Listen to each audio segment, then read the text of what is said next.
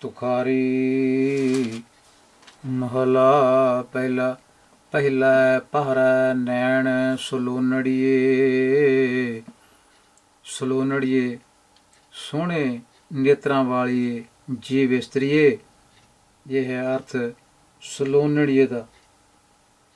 ਇਹ ਪਹਿਰਾ ਹੈ, ਪਹਿਲਾ ਪਹਿਰ ਹੈ।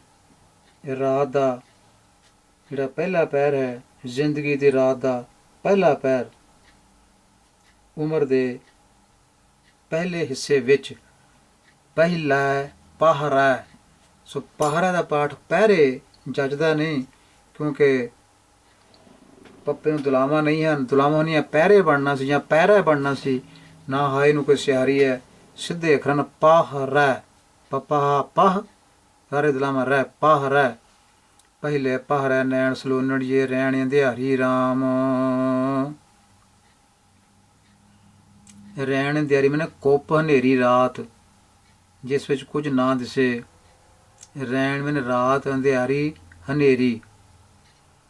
ਵਖਰ ਰਾਖੋ ਮੁਈਏ, ਆਵੇ ਵਾਰੀ ਰਾਮ। ਵਾਰੀ ਆਵੇ ਕਵਣ ਜਗਾਵੇ ਸੂਤੀ, ਜਾਮ ਰਾਸ ਹੋ ਚੂਸੈ। ਰੈਣ ਅੰਧੇਰੀ ਕਿਆ ਪਤ ਤੇਰੀ, ਚੋਰ ਪੜੈ ਘਰ ਮੂਸ਼ੈ। ਮੂਸ਼ੈ ਮੈਨੇ ਠੱਗ ਰਿਹਾ ਹੈ ਚੋਰ। ਮੂਸ਼ਣਾ ਮਤਲਬ ਠਗਣਾ। ਰੱਖਣ ਹਾਰਾ ਗਮ ਪਾਰਾ, ਸੁਣ ਬੇਨੰਤੀ ਮੇਰੀਆ। ਨਾਨਕ ਮੂਰਖ ਕਭੀ ਨਾ ਚੇਤੈ, ਕਿਆ ਸੂਝੈ ਰਹਿਣੀ ਅੰਧੇਰੀਆ। ਨਾਨਕ ਸ਼ਬਦ ਸੰਬੋਧਨ ਕਾਰਕ ਵਿੱਚ ਹੈ। ਹੇ ਨਾਨਕ, ਮੂਰਖ ਸ਼ਬਦ ਜਿਹੜਾ ਨਾਨਕ ਨਾਲ ਨਹੀਂ ਜੁੜਦਾ, ਕਿਉਂਕਿ ਨਾਨਕ ਸ਼ਬਦ ਸੰਬੋਧਨ ਕਾਰਕ ਵਿੱਚ ਹੈ। ਮੂਰਖ ਸ਼ਬਦ ਜਿਹੜਾ ਸੰਬੋਧਨ ਕਾਰਕ ਵਿੱਚ ਨਹੀਂ ਹੈ। ਦੂਜਾ ਪਾਹ ਰੁਪਇਆ, ਜਾਗੋ ਚੇਤੀ ਰਾਮ। ਵਖਰੋ ਰਾਖ ਮੁਈਏ, ਖਾਜੈ ਖੇਤੀ ਰਾਮ। ਰਾਖੋ ਖੇਤੀ ਹਰਿ ਗੁਰੂ ਹੇਤੀ, ਜਾਗਤ ਚੋਰ ਨਾ ਲਾਗੈ। ਜਾਗਤ ਜਾਗਦੀ ਰਹਿ, ਜੇ ਚੋਰਾਂ ਤੋਂ ਬਚਣਾ ਜਾਗਦੀ ਰਹਿ। ਮੋਹ ਮਦ ਨੀਂਦ ਵਿੱਚ ਸੌ ਨਾ ਜਾਈ। ਸੌਂ ਗਈ ਤਾਂ ਕਾਮਪੁਰੋ ਲੋਭ ਹੰਕਾਰਾ ਤੇ ਚੋਰ ਲੁੱਟ ਕੇ ਲੈ ਜਾਣਗੇ। ਜਮ ਮਾਘ ਨ ਜਾਵੋ, ਨਾ ਦੁਖ ਪਾਵੋ। ਜਮ ਕਾ ਡਰ ਭਉ ਭਾਗੈ, ਰਵਿ ਸ਼ਸ਼ੀ ਦੀਪਕ ਗੁਰਮਤੀ ਦੁਆਰੈ। ਮਨ ਸਾਚਾ ਮੁਖ ਧਿਆਵੈ। ਮਨ ਸਾਚਾ ਮੁਖ ਧਿਆਵੈ। ਨਾਨਕ ਮੂਰਖ ਅਜੁ ਨ ਚੇਤੈ, ਕਿਉ ਦੂਜੈ ਸੁਖ ਪਾਵੈ। ਅਜੇ ਵੀ ਮੂਰਖ ਰੱਬ ਨੂੰ ਯਾਦ ਨਹੀਂ ਕਰਦਾ ਕਿ ਇਹਨੂੰ ਸੁੱਖ ਜਿਹੜਾ ਹੈ ਉਹ ਕਿਵੇਂ ਮਿਲੇ। ਰਵੀ ਤੇ ਸ਼ਸ਼ੀ, ਇਹ ਸ਼ਬਦ ਇਹਨਾਂ ਨੂੰ ਬੋਲਣਾ ਜ਼ਰੂਰੀ ਹੈ ਠੀਕ ਕਰਕੇ। ਰਵੀ ਸ਼ਸ਼ੀ, ਇਹਦਾ ਪਾਠ ਆਮ ਤੌਰ 'ਤੇ ਰਵ ਅਤੇ ਸੱਸ ਚੱਲ ਰਿਹਾ ਹੈ। ਪੱਟਾਂ ਸਵਈਆਂ ਵਿੱਚ ਵੀ ਇਹ ਦੋਵੇਂ ਸ਼ਬਦ ਇਕੱਠੇ ਮਿਲਦੇ ਹਨ, ਅਤੇ ਉਹ ਵੀ ਗੁਰਮੁਖ ਸੱਜਣ ਜਿਹੜੇ ਉੱਥੇ ਪੱਟਾਂ ਸਵਈਏ ਗਾਉਂਦੇ ਹਨ ਦਰਬਾਰ ਸਾਹਿਬ ਸਵੇਰ ਨੂੰ, ਉਹ ਵੀ ਸੱਜਣ ਉਹ ਸੁੱਖ ਨਾਲ ਰਬ ਅਤੇ ਸੱਸ ਕਰਕੇ ਪਾਠ ਕਰਦੇ ਹਨ। ਉਹਨਾਂ ਦਾ ਕੀ ਕਹਿਣਾ। ਬਾਕੀ ਹੋਰ ਜਿੰਨੇ ਵੀ ਰਾਗੀ ਸੱਜਣਾ ਜਿਹਨਾਂ ਰਿਕਾਰਡਿੰਗ ਕਰਾਈਆਂ ਹੋਈਆਂ, ਦਾਸ ਨਾਲ ਰਿਕਾਰਡਿੰਗ ਜਿਹੜੀਆਂ ਸੁਣੀਆਂ, ਰਬ ਅਤੇ ਸੱਸ ਹੀ ਬੋਲ ਰਹੇ ਹਨ। ਇੰਨੀ ਅਗਿਆਨਤਾ ਚੱਲ ਰਹੀ ਹੈ ਸ਼ਬਦਾਂ ਦੇ ਜੋੜ ਪੱਖੋਂ, ਸ਼ਬਦਾਂ ਦੀਆਂ ਭਾਸ਼ਾਵਾਂ ਪੱਖੋਂ। ਸਮਝ ਨਹੀਂ ਆ ਰਹੀ ਵੀ ਇਹਦਾ ਹੱਲ ਕੀ ਹੋਏਗਾ। ਕੋਈ ਮਿਹਨਤ ਨਹੀਂ ਕਰ ਰਿਹਾ। ਜਿਹੜੀ ਵਿਦਵਾਨਾਂ ਨੇ ਸਾਨੂੰ ਇੰਨੀ ਮਿਹਨਤ ਕਰਕੇ, ਖੋਜ ਕਰਕੇ ਇਹ ਸਾਨੂੰ ਇਹ ਬਖਸ਼ਿਸ਼ ਕੀਤੀ ਹੈ, ਉਹਨਾਂ ਨੇ ਕੀਮਤੀ ਗ੍ਰੰਥ ਲਿਖੇ ਹਨ, ਉਹਨਾਂ ਦੀ ਅਸੀਂ ਸਾਰ ਹੀ ਨਹੀਂ ਲੈ ਰਹੇ। ਉਹਨਾਂ ਦੀ ਮਿਹਨਤ ਦਾ ਮੁੱਲ ਹੀ ਨਹੀਂ ਪਾ ਰਹੇ। ਮਹਾਨ ਕੋਸ਼ ਦਰਸ਼ਨ ਅਸੀਂ ਕਦੀ ਕੀਤੇ ਨਹੀਂ ਜ਼ਿੰਦਗੀ 'ਚ। ਕੋਈ ਟਾਵਾਂ ਘਰ ਹੋ ਜਿੱਥੇ ਮਹਾਨ ਕੋਸ਼ ਪਿਆ ਹੋਵੇਗਾ, ਨਹੀਂ ਤਾਂ ਇਹ ਕਿਤਾਬ ਘਰਾਂ 'ਚ ਹੈ ਹੀ ਨਹੀਂ। ਇਸੇ ਮਹਾਨ ਕੋਸ਼ ਤੋਂ ਪਤਾ ਲੱਗਣਾ ਤੁਹਾਨੂੰ ਇਹ ਸ਼ਬਦ ਜਿਹੜੇ ਇਹ ਕਿਹੜੀ ਭਾਸ਼ਾ ਦੇ ਹਨ, ਇਹਨਾਂ ਦੀਆਂ ਧੁਨੀਆਂ ਕੀ ਹਨ, ਉੱਥੋਂ ਪਤਾ ਲੱਗਣਾ। ਪਰ ਇੰਨੀ ਕੋਈ ਮਿਹਨਤ ਨਹੀਂ ਕਰ ਰਿਹਾ, ਸਾਸੇ ਬੋਲ ਰਹੇ ਇਹਨੂੰ। ਇਹ ਸ਼ਸ਼ੀ ਸ਼ਬਦ ਹੈ। ਸ਼ਸ਼ੀ ਦਾ ਮਤਲਬ ਚੰਦਰਮਾ। ਸੱਸ ਮੈਂ ਨਹੀਂ ਹੁੰਦੀ ਮਦਰ ਇਨ ਲਾ, ਜ਼ਮੀਨ ਇਨਸਾਨ ਦਾ ਫਰਕ ਹੈ। ਸ਼ਸ਼ੀ ਚੰਦਰਮਾ। ਤੇ ਇਸ ਤਰ੍ਹਾਂ ਦੀ ਕੱਚੀ ਇੱਕ ਰਚਨਾ ਹੈ। ਕੱਚੀ ਤਾਂ ਕਿਉਂਕਿ ਗੁਰੂ ਗ੍ਰੰਥ ਸਾਹਿਬ ਤੋਂ ਬਾਹਰ ਹੈ। ਗੁਰੂ ਗ੍ਰੰਥ ਸਾਹਿਬ ਬਾਹਰ ਜਿਹੜੀ ਵੀ ਰਚਨਾ ਹੈ ਉਹ ਕੱਚੀ ਹੈ। ਕੱਚੀ ਦਾ ਮਤਲਬ ਹੈ ਉਹਨੂੰ ਗੁਰਬਾਣੀ ਦਾ ਦਰਜਾ ਪ੍ਰਾਪਤ ਨਹੀਂ ਹੈ। ਆਪਣਾ ਮਨ ਕਰਕੇ ਕੋਈ ਜਾਣਕਾਰੀ ਲੈਣ ਵਾਸਤੇ ਕੋਈ ਪੜ੍ਹ ਸਕਦਾ ਹੈ, ਕੋਈ ਕੁਰਾਨ ਵੀ ਪੜ੍ਹ ਸਕਦਾ ਹੈ, ਕੋਈ ਬਾਈਬਲ ਵੀ ਪੜ੍ਹ ਸਕਦਾ ਹੈ ਜਾਣਕਾਰੀ ਲੈਣ ਵਾਸਤੇ, ਪਰ ਉਹ ਰਚਨਾਵਾਂ ਜਿਹੜੀਆਂ ਗੁਰਬਾਣੀ ਦਾ ਦਰਜਾ ਨਹੀਂ ਪ੍ਰਾਪਤ ਕਰ ਸਕਦੀਆਂ। ਗੁਰਬਾਣੀ ਦਾ ਦਰਜਾ ਕੇਵਲ ਗੁਰੂ ਗ੍ਰੰਥ ਸਾਹਿਬ ਵਿੱਚ ਜੋ ਦਰਜ ਬਾਣੀ ਇਹਨੂੰ ਹੀ ਪ੍ਰਾਪਤ ਹੈ। ਇਸ ਤੋਂ ਬਾਅਦ ਜੋ ਕੁਝ ਵੀ ਹੈ, ਚਾਹੇ ਨਾਨਕ ਦੇ ਨਾਂ ਥੱਲੇ ਲਿਖਿਆ ਹੋਇਆ, ਚਾਹੇ ਕਿਸੇ ਗੁਰੂ ਦੇ ਨਾਂ ਥੱਲੇ ਕਿਸੇ ਨੇ ਧੋਖੇ ਨਾਲ ਨਾਂ ਲੈ ਕੇ ਰਚਨਾ ਕੀਤੀ ਹੈ, ਸਭ ਉਹ ਕੱਚੀਆਂ ਰਚਨਾਵਾਂ ਹਨ। ਕੋਈ ਉਹਨਾਂ ਨੂੰ ਮਾਨਤਾ ਦੇਣ ਦੀ ਲੋੜ ਨਹੀਂ। ਜਿਹੜੀਆਂ ਬਾਣੀਆਂ ਧੰਨ ਗੁਰੂ ਗੋਬਿੰਦ ਸਿੰਘ ਪਾਤਸ਼ਾਹ ਨੇ ਆਪਣੇ ਹੱਥੀਂ ਦਰਜ ਕਰਾਈਆਂ ਦਮਦਮੀ ਬੀੜ ਵਿੱਚ, ਉਹਨਾਂ ਨੂੰ ਮਾਨਤਾ ਦੇਣ ਦੀ ਲੋੜ ਹੈ। ਉਹ ਗੁਰੂ ਗ੍ਰੰਥ ਸਾਹਿਬ ਵਿੱਚ ਦਰਜ ਹਨ। ਇੱਕ ਰਾਗਮਾਲਾ ਜਿਹੜੀ ਹੈ ਉਹ ਬਾਹਰ ਹੈ, ਉਹ ਧੱਕੇ ਨਾਲ ਐਡ ਕੀਤੀ ਹੋਈ ਹੈ, ਅਤੇ ਇਹਦੇ ਵਾਸਤੇ ਬਹੁਤ ਸਾਰੇ ਵਿਦਵਾਨ ਸਹਿਮਤ ਹਨ। ਅਤੇ ਸਿੱਖ ਕੋਡ ਵਿੱਚ ਵੀ ਵਿਦਵਾਨਾਂ ਨੂੰ ਉਹਨਾਂ ਨੇ ਲਿਖਿਆ, ਜਿਨ੍ਹਾਂ ਨੇ ਇਹ ਬਣਾਈ ਹੈ, ਉਹ ਵੀ ਇਹ ਗੱਲ ਲਿਖਣਾ ਨਹੀਂ ਭੁੱਲੇ ਕਿ ਇਹ ਰਚਨਾ ਜਿਹੜੀ ਹੈ ਚਾਹੇ ਪੜ੍ਹੇ ਚਾਹੇ ਕੋਈ ਨਾ ਪੜ੍ਹੇ, ਇਹ ਤੋਂ ਬਿਨਾਂ ਵੀ ਪਾਠ ਸੰਪੂਰਨ ਹੋ ਸਕਦੇ ਹਨ। ਤੋ ਇਸ ਤਰ੍ਹਾਂ ਗੁਰਮੁਖੋ ਇਹ ਜਿਹੜੇ ਸ਼ਬਦ ਜੋੜ ਹਨ ਇਹ ਬੜੇ ਕੀਮਤੀ ਹਨ। ਤੋ ਕੱਚੀ ਰਚਨਾ ਦੀ ਗੱਲ ਚੱਲ ਰਹੀ ਸੀ।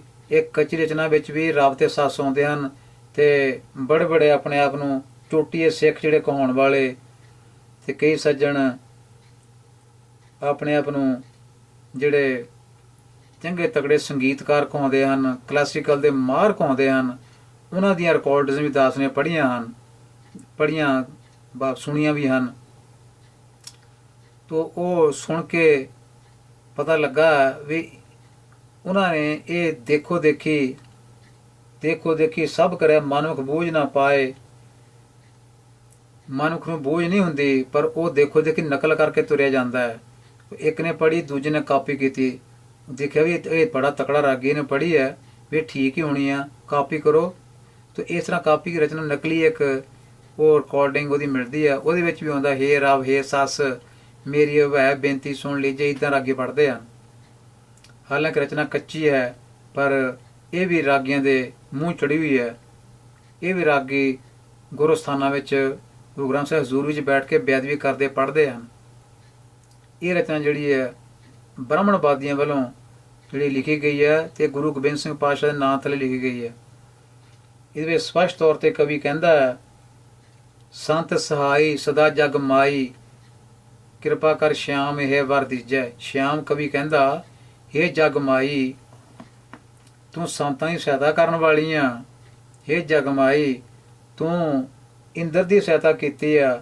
ਇੰਦਰ ਦੇਵਤੇ ਅਤੇ ਹੋਰ ਜਿਹੜੇ ਦੇਵਤੇ ਸਨ ਉਹਨਾਂ ਨੂੰ ਬਚਾਇਆ, ਉਹਨਾਂ ਦੀ ਰੱਖਿਆ ਕੀਤੀ, ਸੰਤਾਂ ਦੀ ਕੀਤੀ ਰੱਖਿਆ, ਅਤੇ ਦੁਸ਼ਟਾਂ ਦਾ ਨਾਸ਼ ਕੀਤਾ। ਦੁਸ਼ਟ ਜਿਹੜੇ ਸਨ ਉਹ ਦੈਂਤ ਸਨ, ਅਤੇ ਉਹ ਜਗ ਮਾਈ ਨੂੰ ਕਹਿ ਰਿਹਾ ਸ਼ਾਮ ਕਵੀ। ਅਤੇ ਸੰਤ ਸਹਾਈ ਜਦ ਸਦਾ ਜਗ ਮਾਈ, ਕਿਰਪਾ ਕਰ ਸ਼ਿਆਮ ਇਹ ਵਰ ਦੀਜੇ। ਗੁਰਮੁਖੋ ਰਾਗੀਆਂ ਨੂੰ ਧਿਆਨ ਨਾਲ ਸੁਣੋ, ਰਿਕਾਰਡਿੰਗ ਜਿਹੜੀਆਂ ਕੀ ਕਹਿ ਰਹੀਆਂ ਹਨ। ਉਹ ਰਾਗੀ ਕਹਿੰਦੇ ਹਨ ਸੰਤ ਸਹਾਈ ਸਦਾ ਜਗ ਮਾਹੇ, ਉਹ ਮਾਹੇ ਕਹੀ ਜਾਂਦੇ ਹਨ। ਸੰਤ ਸਹਾਈ ਸਦਾ ਜਗ ਮਾਹੇ, ਉਹ ਮਾਈ ਨੂੰ ਮਾਹੇ ਬਣਾਈ ਜਾਂਦੇ ਹਨ। ਲਿਖਿਆ ਮਾਈ ਹੈ, ਦੁਰਗਾ ਮਾਈ ਨੂੰ ਗੱਲ ਕਹੀ ਹੈ।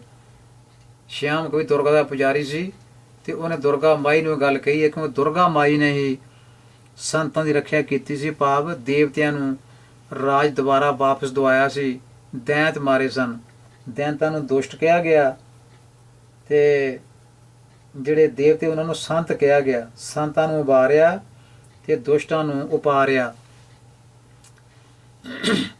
ਤੋ ਇਹ ਰਚਨਾ ਜਿਹੜੀ ਕੱਚੀ ਦੁਰਗਾ ਮਾਈ ਵਾਲੀ, ਉਹ ਵੀ ਗੁਰੂ ਗ੍ਰੰਥ ਸਾਹਿਬ ਪੜ੍ਹੀ ਜਾ ਰਹੀ ਹੈ, ਅਤੇ ਉਹ ਵੀ ਸੱਜਣ ਪੜ੍ਹਦੇ ਆ, ਹੇ ਰੱਬ ਹੇ ਸਾਸੇ ਕਹੀ ਜਾਂਦੇ ਆ। ਰਬ ਸ਼ਸ਼ ਦੀਪਕ ਗੁਰਮਤਿ ਦੁਆਰੈ, ਮਨ ਸਾਚਾ ਮੁਖੀ ਧਿਆਵੇ।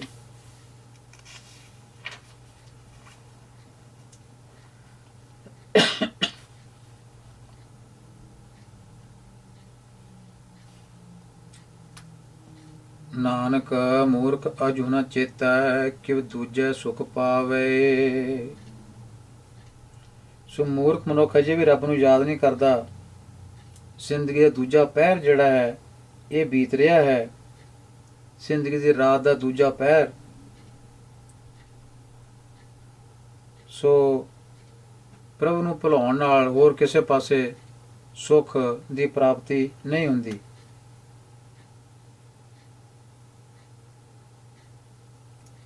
ਤੇ ਜੇ ਗੁਰੂ ਦੀ ਮੱਤ ਜਿਹੜੀ ਧਾਰਨ ਕਰ ਲਈ ਜਾਵੇ, ਗੁਰਮਤਿ ਦੁਆਰ ਹੈ, ਰਵੀ ਸ਼ਸ਼ੀ ਦੀਪਕ ਗੁਰਮਤਿ ਦੁਆਰਾ ਹੈ।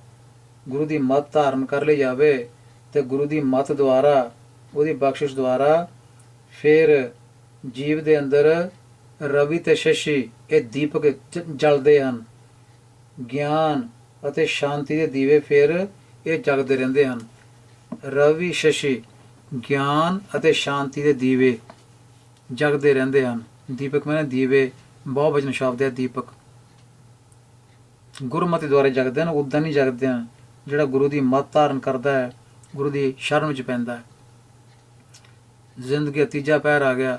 ਤੀਜਾ ਪਾਹਰੋ ਪਿਆ ਨੀਂਦ ਵਿਆਪੀ ਰਾਮ, ਮਾਇਆ ਸੁਤ ਤਾਰਾ ਦੁਖ ਸੰਤਾਪੀ ਰਾਮ। ਮਾਇਆ ਸੁਤ ਤਾਰਾ ਜਗਤ ਪਿਆਰਾ, ਚੁਗ ਚੁਗ ਨਿਤ ਫਾਸੈ। ਨਾਮ ਧਿਆਵੈ ਤਾਂ ਸੁਖ ਪਾਵੈ, ਗੁਰਮਤਿ ਕਾਲ ਨਾ ਗ੍ਰਾਸੈ। ਜਮਨ ਮਰਨ ਕਾਲ ਨਹੀਂ ਛੋਡੈ, ਬਿਨ ਨਾਵੈ ਸੰਤਾਪੀ। ਨਾਨਕ ਤੀਜੈ ਤ੍ਰਿਵਿਧੀ ਲੋਕਾ, ਮਾਇਆ ਮੋਹ ਵਿਆਪੀ। ਇਹ ਤੀਜੇ ਪਹਿਰ ਦੀ ਗੱਲ ਆ ਗਈ। ਜ਼ਿੰਦਗੀ ਦਾ ਜਿਹੜਾ ਤੀਸਰਾ ਹਿੱਸਾ ਹੈ, ਇਹਦੇ ਵਿੱਚ ਨਾਨਕ ਤੀਜੈ ਤ੍ਰਿਵਿਧੀ। ਤ੍ਰਿਵਿਧੀ ਦਾ ਮਤਲਬ ਹੈ ਤਿੰਨ ਵਿਧੀਆਂ। ਮਾਇਆ ਮੋਹ, ਤ੍ਰਿਵਿਧ ਲੋਕਾ ਮਾਇਆ ਮੋਹ। ਸੋ ਤਿੰਨਾਂ ਗੁਣਾਂ ਵਾਲੀ ਜਿਹੜੀ ਮਾਇਆ ਹੈ ਉਹਨੂੰ ਇੱਥੇ ਕਿਹਾ ਗਿਆ ਹੈ। ਤਿੰਨਾਂ ਵਿਧੀਆਂ ਵਾਲੀ, ਤਿੰਨ ਕਿਸਮਾਂ ਵਾਲੀ ਮਾਇਆ। ਉਹ ਤਿੰਨ ਗੁਣ ਹਨ, ਰਜੋ ਤਮੋ ਅਤੇ ਸਤੋ। ਇਹ ਮਾਇਆ ਦੇ ਤਿੰਨ ਗੁਣ ਹਨ। ਇਹਦੇ ਵਿੱਚ ਮੋਹ ਵਿਆਪੀ ਮਤਲਬ ਜੀਵ ਇਸਤਰੀ ਇਹਦੇ ਵਿੱਚ ਫਸੀ ਰਹਿੰਦੀ ਹੈ। ਤਿੰਨਾਂ ਗੁਣਾਂ ਵਿੱਚ ਇਹ ਫਸੀ ਰਹਿੰਦੀ ਹੈ। ਜ਼ਿੰਦਗੀ ਦਾ ਤੀਜਾ ਰਾਤ ਜਿਹੜਾ ਹੈ, ਤੀਜਾ ਪਹਿਰ ਹੈ, ਇਹ ਵੀ ਇਸ ਤਰ੍ਹਾਂ ਲੰਘ ਜਾਂਦਾ ਹੈ। ਪ੍ਰਭੂ ਦੇ ਨਾਮ ਤੋਂ ਖੁੰਝ ਕੇ ਇਹ ਜਿਹੜੀ ਜ਼ਿੰਦਗੀ ਹੈ, ਜ਼ਿੰਦੜੀ ਹੈ, ਇਹ ਕਲਪਦੀ ਰਹਿੰਦੀ ਹੈ। ਜੰਮਣ ਮਰਨ ਕਾਲ ਨਹੀਂ ਛੋਡੇ, ਬਿਨ ਨਾਮ ਹੈ ਸੰਤਾਪੀ। ਚੌਥਾ ਪਾਹਰੋ ਭਇਆ ਦਊਤ ਬਿਹਾਗੈ ਰਾਮ। ਦਊਤ ਦਾ ਮਤਲਬ ਹੈ ਇੱਥੇ ਪ੍ਰਕਾਸ਼। ਦਊਤ ਬਿਹਾਗੈ ਦਾ ਮਤਲਬ ਹੈ ਸੂਰਜ ਦਾ। ਦਊਤ ਬਿਹਾਗੈ ਸੂਰਜ ਦਾ ਪ੍ਰਕਾਸ਼, ਸੂਰਜ ਦਾ ਉਦੈ, ਸੂਰਜ ਦਾ ਚੜ੍ਹ ਪੈਣਾ, ਰਾਤ ਤੋਂ ਦਿਨ ਹੋ ਜਾਣਾ। ਇਹਦਾ ਮਤਲਬ ਕਾਲੇ ਕੇਸ਼ਾਂ ਤੋਂ ਧੌਲੇ ਹੋ ਜਾਣੇ। ਚੌਥਾ ਪਹਿਰ ਆ ਗਿਆ। ਦੌਤ ਬਿਹਾਗੈ ਰਾਮ, ਸੂਰਜ ਦਾ ਪ੍ਰਕਾਸ਼ ਹੋ ਜਾਣਾ। ਸੂਰਜ ਦਾ ਪ੍ਰਕਾਸ਼ ਕੀ? ਕਾਲੇ ਵਾਲਾਂ ਤੋਂ ਚਿੱਟੇ ਵਾਲ ਆ ਜਾਣੇ।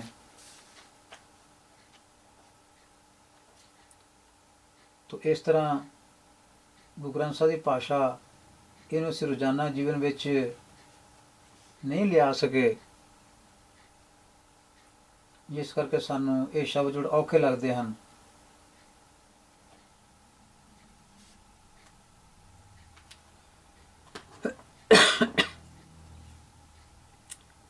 ਇਹ ਤਾਂ ਹੀ ਸੰਭਵ ਹੋ ਸਕਦਾ ਸੀ ਜੇ ਇਹਨਾਂ ਦਾ ਰੈਗੂਲਰ ਪਾਠ ਕੀਤਾ ਜਾਂਦਾ ਤੇ ਇਹਨਾਂ ਦੇ ਅਰਥ ਪੜ੍ਹੇ ਜਾਂਦੇ। ਅਰਥ ਸਮਝ ਕੇ ਹੀ ਇਹ ਰੋਜ਼ਾਨਾ ਜੀਵਨ ਵਿੱਚ ਇਹਨਾਂ ਦੀ ਵਰਤੋਂ ਹੋਣੀ ਸੀ। ਦੌਤ ਵਿਹਾਗੈ ਦਾ ਸਮਾਂ ਆ ਗਿਆ। ਕਾਲੇ ਤੋਂ ਚਿੱਟੇ ਵਾਲ ਹੋ ਕੇ ਚੌਥਾ ਪਹਿਰ ਆ ਗਿਆ। ਤਿੰਨ ਘਰ ਰਾਖੇੜਾ ਜੋ ਅੰਧ ਨੂੰ ਜਾਗੈ ਰਾਮ। ਜੋ ਇੱਥੇ ਜੱਜੇ ਨੂੰ ਵਾਹਵਾ ਪਾਇਆ ਜਾਂ ਰੌਂਗ ਹੈ, ਇਹ ਜੱਜੇ ਨੂੰ ਔਂਕੜ ਵੀ ਹੈ, ਜੱਜੇ ਨੂੰ ਇੱਥੇ ਹੋੜਾ ਵੀ ਹੈ। ਤੇ ਇਸ ਤਰ੍ਹਾਂ ਇੱਥੇ ਅਸਲੀ ਸ਼ਬਦ ਹੁੰਦਾ ਜੋ, ਇੱਥੇ ਬੋਲਣਾ ਹੈ ਜੂ। ਜਿਹੜਾ ਅਸਲੀ ਸ਼ਬਦ ਦੀ ਮਾਤਰਾ ਹੁੰਦੀ ਹੈ, ਸ਼ਬਦ ਦੀ ਅਸਲੀ ਮਾਤਰਾ, ਉਹਨੂੰ ਛੱਡ ਕੇ ਉਚਾਰਨ ਵਾਲੀ ਮਾਤਰਾ ਬੋਲੀ ਜਾਂਦੀ ਹੈ। ਤਿੰਨ ਘਰ ਰਾਖੇੜਾ ਜੋ ਅੰਧਨ ਜਾਗੈ ਰਾਮ। ਜਿਹੜੇ ਅੰਧਨ ਹਰ ਰੋਜ਼ ਜਿਹੜਾ ਕੋਈ ਜਾਗਦਾ ਹੈ ਉਹ ਹੀ ਆਪਣਾ ਘਰ ਬਚਾ ਸਕਦਾ ਹੈ, ਉਹ ਹੀ ਆਪਣਾ ਸਰਮਾਇਆ ਜਿਹੜਾ ਨਾਮ ਧਨ ਬਚਾ ਸਕਦਾ ਹੈ। ਜਾਗਣ ਵਾਲਾ ਸੁੱਤਾ ਜਿਹੜਾ ਹੈ ਮੋਹ ਮਾ ਨੀਂਦ ਵਿੱਚ ਉਹ ਲੁਟਾ ਦਿੰਦਾ ਹੈ। ਗੁਰ ਪੂਛ ਜਾਗੇ ਨਾਮ ਲਾਗੇ ਤਿਨਾ ਰਹਿਣ ਸੁਹੇਲੀਆ। ਗੁਰ ਸ਼ਬਦ ਕਮਾਵੈ ਜਨਮ ਨ ਆਵੈ ਤਿਨਾ ਹਰਿ ਪ੍ਰਭ ਬੇਲੀਆ। ਕਰ ਕੰਪੇ ਚਰਨ ਸ਼ਰੀਰ ਕੰਪੈ ਨੈਣ ਅੰਧਲੇ ਤਨ ਭਸਮ ਸੇ। ਨਾਨਕ ਦੁਖਿਆ ਜੁਗ ਚਾਰੇ ਬਿਨੁ ਨਾਮ ਹਰਿ ਕੇ ਮਾਨੇ ਵਸੇ। ਤੋ ਇਹ ਅਵਸਥਾ ਜਿਹੜੀ ਉਹਦਾ ਬਿਆਨ ਕੀਤਾ ਹੈ ਸਤਿਗੁਰੂ ਪਾਤਸ਼ਾਹ ਨੇ। ਜੋ ਚੌਥਾ ਪਹਿਰ ਹੈ ਜ਼ਿੰਦਗੀ ਦਾ, ਜਿਹੜਾ ਆਖਰੀ ਹਿੱਸਾ ਹੈ। ਤੋ ਨਾਮ ਤੋਂ ਖੁੰਝ ਕੇ ਫਿਰ ਮਨੁੱਖ ਦੀ ਜਿਹੜੀ ਇਹ ਜ਼ਿੰਦਗੀ ਹੈ ਇਹ ਫਿਰ ਇਹ ਕਲਪਦੀ ਰਹਿੰਦੀ ਹੈ ਨਾਮ ਤੋਂ ਖੁੰਝ ਕੇ।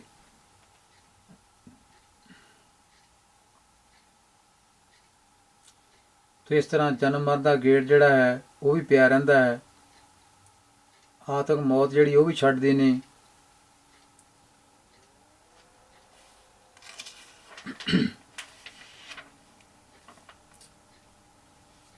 ਤੋ ਇਸ ਤਰ੍ਹਾਂ ਕਰ ਕੰਪ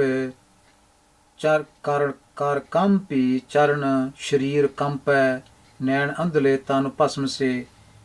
ਇਹ ਚੌਥੇ ਪੈਰ ਦੀ ਜ਼ਿੰਦਗੀ ਦੇ ਚੌਥੇ ਪੈਰ ਦੀ ਇਹ ਹਾਲਤ ਹੈ। ਹੱਥ ਪੈਰ ਇਹ ਸਭ ਕੰਬਣ ਲੱਗ ਜਾਂਦੇ ਹਨ, ਸਰੀਰ ਕੰਬਣ ਲੱਗ ਜਾਂਦਾ ਹੈ, ਅੱਖਾਂ ਤੋਂ ਕੱਟ ਦਿਸਣਾ ਸ਼ੁਰੂ ਹੋ ਜਾਂਦਾ ਹੈ। ਨੈਣ ਅੰਧਲੇ ਤਨ ਭਸਮ ਸੇ। ਸਰੀਰ ਜਿਹੜਾ ਹੈ ਸਰੀਰ ਹੈ ਇਹ ਜਿਸ ਤਰ੍ਹਾਂ ਸੁਆਹ ਹੁੰਦੀ ਹੈ ਉਹਦੇ ਵਰਗਾ ਇਹ ਰੁੱਖਾ ਜਿਹਾ ਹੋ ਜਾਂਦਾ ਹੈ। ਨਾਨਕ ਦੁਖੀਆ ਜੁਗ ਚਾਰੇ ਬਿਨ ਨਾਮ ਹਰਿ ਕੇ ਮਨ ਵਸੇ। ਤੋ ਨਾਮ ਮਨ ਵਿੱਚ ਵਸਣ ਤੋਂ ਬਿਨਾਂ ਜੁਗ ਚਾਰੇ ਮੈਨੇ ਹਮੇਸ਼ਾ ਹੀ ਇਹ ਜੀਵ ਆਤਮਾ ਦੁਖੀ ਰਹਿੰਦਾ ਹੈ। ਚਾਹੇ ਇੱਕ ਯੁੱਗ ਹੋਵੇ ਚਾਹੇ 4 ਯੁੱਗ ਹੋਣ, ਸਦਾ ਹੀ ਨਾਮ ਤੋਂ ਬਿਨਾਂ ਦੁਖੀ ਰਹਿੰਦਾ ਹੈ। ਖੁੱਲੀ ਗਾਂਠੇ ਉਠੋ ਲਿਖਿਆ ਆਇਆ ਰਾਮ। ਖੁੱਲੀ ਮੈਨੇ ਜਦੋਂ ਖੁੱਲ ਜਾਂਦੀ ਹੈ, ਗੰਠ ਮੈਨੇ ਜ਼ਿੰਦਗੀ ਦੇ ਜਿਹੜੇ ਮਿਲੇ ਸਵਾਸ ਹਨ ਉਹਨਾਂ ਦੀ ਜਦੋਂ ਗੰਢ ਖੁੱਲ ਜਾਂਦੀ ਹੈ ਉਦੋਂ ਫਿਰ ਉਠੋ ਲਿਖਿਆ ਆਇਆ ਰਾਮ। ਉਦੋਂ ਹੁੰਦਾ ਵੀ ਉੱਠ ਬਈ ਹੁਣ ਤੈਨੂੰ ਸੱਦਾ ਆ ਗਿਆ ਹੈ। ਸਵਾਸਾਂ ਦੀ ਗੰਢ ਜਿਹੜੀ ਤੇਰੀ ਹੁਣ ਖੁੱਲ ਚੁੱਕੀ ਹੈ। ਜੋ ਗੰਢ ਖੁੱਲ ਜਾਂਦੀ ਭਾਵ ਸਵਾਸ ਮੁੱਕ ਜਾਂਦੇ ਹਨ। ਗੰਢ ਖੁੱਲ੍ਹਣ ਦਾ ਮਤਲਬ ਜਿਹੜੇ ਬੰਨੇ ਹੋਏ ਸਵਾਸ ਮਿਲੇ ਸਨ ਉਹ ਖੁੱਲ੍ਹ ਜਾਂਦੇ ਹਨ, ਮੁੱਕ ਜਾਂਦੇ ਹਨ। ਤੇ ਪ੍ਰਭੂ ਵੱਲੋਂ ਫਿਰ ਹੁਕਮ ਆ ਜਾਂਦਾ ਹੈ, ਰਾਸ ਕਸ ਸੁੱਖ ਠਾਕੇ ਬੰਦ ਚਲਾਇਆ ਰਾਮ। ਸਭ ਕੁਝ ਫਿਰ ਇਹ ਜਿਹੜਾ ਇਹ ਰੁਕ ਜਾਂਦਾ ਹੈ, ਮੁੱਕ ਜਾਂਦਾ। ਸੁੱਖ ਆਦਿਕ ਬੰਨ ਕੇ ਉਹਨੂੰ ਅੱਗੇ ਲਾ ਲਿਆ ਜਾਂਦਾ ਹੈ। ਬੰਦ ਚਲਾਇਆ ਜਾਂ ਪ੍ਰਭ ਭਾਇਆ ਨਾ ਦਿਸੈ ਨਾ ਸੁਣੀਐ। ਆਪਣ ਵਾਰੀ ਸਭ ਸੈ ਆਵੈ ਪੱਕੀ ਖੇਤੀ ਲੁਣੀਐ। ਤੋ ਫਿਰ ਇਹਨੂੰ ਕੀ ਹੁੰਦਾ ਹੈ, ਨਾ ਦਿਸੈ ਨਾ ਸੁਣੀਐ। ਤੇ ਜੀਵ ਨੂੰ ਚੁੱਕ ਲਿਆ ਜਾਂਦਾ ਹੈ ਪ੍ਰਭੂ ਦੀ ਰਜ਼ਾ ਵਿੱਚ। ਇਹਨੂੰ ਫਿਰ ਨਾ ਕੁਝ ਨੂੰ ਦਿਸਦਾ ਹੈ ਤੇ ਨਾ ਕੁਝ ਸੁਣਿਆ ਜਾਂਦਾ ਹੈ। ਇਹ ਤੋਂ ਜੀਵ ਕੋਲੋਂ ਸੁਣਨਾ ਤੇ ਦਿਸਣਾ ਕੀ ਹੈ ਉੱਥੇ। ਸੋ ਇਸ ਤਰ੍ਹਾਂ ਹਰੇਕ ਜੀਵ ਦੀ ਵਾਰੀ ਇਸ ਤਰ੍ਹਾਂ ਫਿਰ ਆ ਜਾਂਦੀ ਹੈ। ਜਿਸ ਤਰ੍ਹਾਂ ਪੱਕੀ ਖੇਤੀ ਲੂਣੀ ਹੈ, ਜਿਵੇਂ ਪੱਕੀ ਫਸਲ ਨੂੰ ਕੱਟਣ ਵਾਸਤੇ ਮਾਲਕ ਤਿਆਰ ਹੋ ਜਾਂਦਾ ਹੈ, ਇਹ ਵਾਰੀ ਆ ਜਾਂਦੀ ਹੈ। ਕੜੀ ਚਸੇ ਕਾ ਲੇਖਾ ਲੀਜੈ ਬੁਰਾ ਭਲਾ ਸਹੋ ਜੀਆ। ਬੁਰਾ ਭਲਾ ਮੈਨੂੰ ਹੁਣ ਸਹਾਰ ਆਪਣਾ ਬੁਰਾ ਕੀਤਾ ਹੈ ਤੇ ਭਲਾ ਕੀਤਾ ਹੈ, ਇਹ ਤੈਨੂੰ ਸਹਾਰਨਾ ਪੈਣਾ। ਕੜੀ ਚਸੇ ਦਾ ਲੇਖਾ ਹੁਣ ਲੈਣ ਦਾ ਵਕਤ ਆ ਗਿਆ। ਨਾਨਕ ਸੂਰੀ ਨਾਰ ਸ਼ਬਦੀ ਮਿਲਾਏ ਤਿਨ ਪ੍ਰਭੀ ਕਾਰੁਣ ਕੀਆ। ਤੇ ਇਸ ਤਰ੍ਹਾਂ ਇਹ ਨਾਨਕ ਆਖ ਤੋ ਸੂਰੀ ਨਾਰ ਸ਼ਬਦੀ ਮਿਲਾਏ। ਜਿਹੜੇ ਭਲੇ ਪ੍ਰਾਣੀ ਹਨ, ਸੂਰੀ ਨਾਰ ਭਲੇ ਚੰਗੇ ਮਨੁੱਖ ਜਿਹੜੇ ਹਨ, ਉਹਨਾਂ ਨੂੰ ਗੁਰੂ ਦੇ ਸ਼ਬਦ ਵਿੱਚ ਉਹ ਜੋੜ ਦਿੰਦਾ ਹੈ। ਸੂਰੀ ਨਾਰ ਸ਼ਬਦੀ ਮਿਲਾਏ, ਸ਼ਬਦ ਦੁਆਰਾ ਉਹਨਾਂ ਨੂੰ ਮਿਲਾ ਦਿੰਦਾ ਹੈ। ਤੇ ਇਹ ਮਾਲਕ ਨੇ ਇਹੋ ਜਿਹਾ ਢੰਗ ਤਰੀਕਾ ਜਿਹੜਾ ਬਣਾ ਕੇ ਰੱਖਿਆ ਹੈ। ਤਿੰਨ ਪ੍ਰਭੀ ਕਾਰਣ ਕੀਆ, ਜਿਹਨਾਂ ਨੂੰ ਬਚਾਉਣਾ ਹੁੰਦਾ ਹੈ ਜਮਾਂ ਦੀ ਫਾਹੀ ਤੋਂ, ਜਮਾਂ ਦੇ ਡਰ ਤੋਂ, ਉਹਨਾਂ ਨੂੰ ਉਹ ਗੁਰੂ ਦੇ ਸ਼ਬਦ ਨਾਲ ਜੋੜ ਦਿੰਦਾ ਹੈ। ਤੁਖਾਰੀ ਮਹਲਾ ਪਹਿਲਾ। ਤਾਰਾ ਚੜ੍ਹਿਆ ਲੰਮਾ ਕਿਉਂ ਨਦਰੀ ਨਿਹਾਲਿਆ ਰਾਮ। ਤੋ ਤਾਰਾ ਚੜ੍ਹਿਆ ਲੰਮਾ। ਲੰਮਾ ਤਾਰਾ ਮਤਲਬ ਬੋਦੀ ਵਾਲਾ ਤਾਰਾ। ਜਦੋਂ ਬੋਦੀ ਵਾਲਾ ਤਾਰਾ ਚੜ੍ਹਦਾ ਹੈ ਤਾਂ ਫਿਰ ਲੋਕ ਇਹਨੂੰ ਬੜੇ ਨੀਝ ਲਾ ਕੇ ਦੇਖਦੇ ਹਨ। ਸੂਰਜ ਦੇ ਚਾਨਣ ਵਿੱਚ ਤਾਂ ਉਹ ਦਿਸਦਾ ਨਹੀਂ। ਜਦੋਂ ਹਨੇਰਾ ਪੈਣਾ ਸ਼ੁਰੂ ਹੋ ਜਾਂਦਾ ਹੈ ਫਿਰ ਲੋਕ ਆਕਾਸ਼ ਵੱਲ ਨੂੰ ਦੇਖਣ ਲੱਗ ਜਾਂਦੇ ਹਨ, ਇਹ ਬੋਦੀ ਵਾਲਾ ਤਾਰਾ ਦੇਖਣ ਵਾਸਤੇ।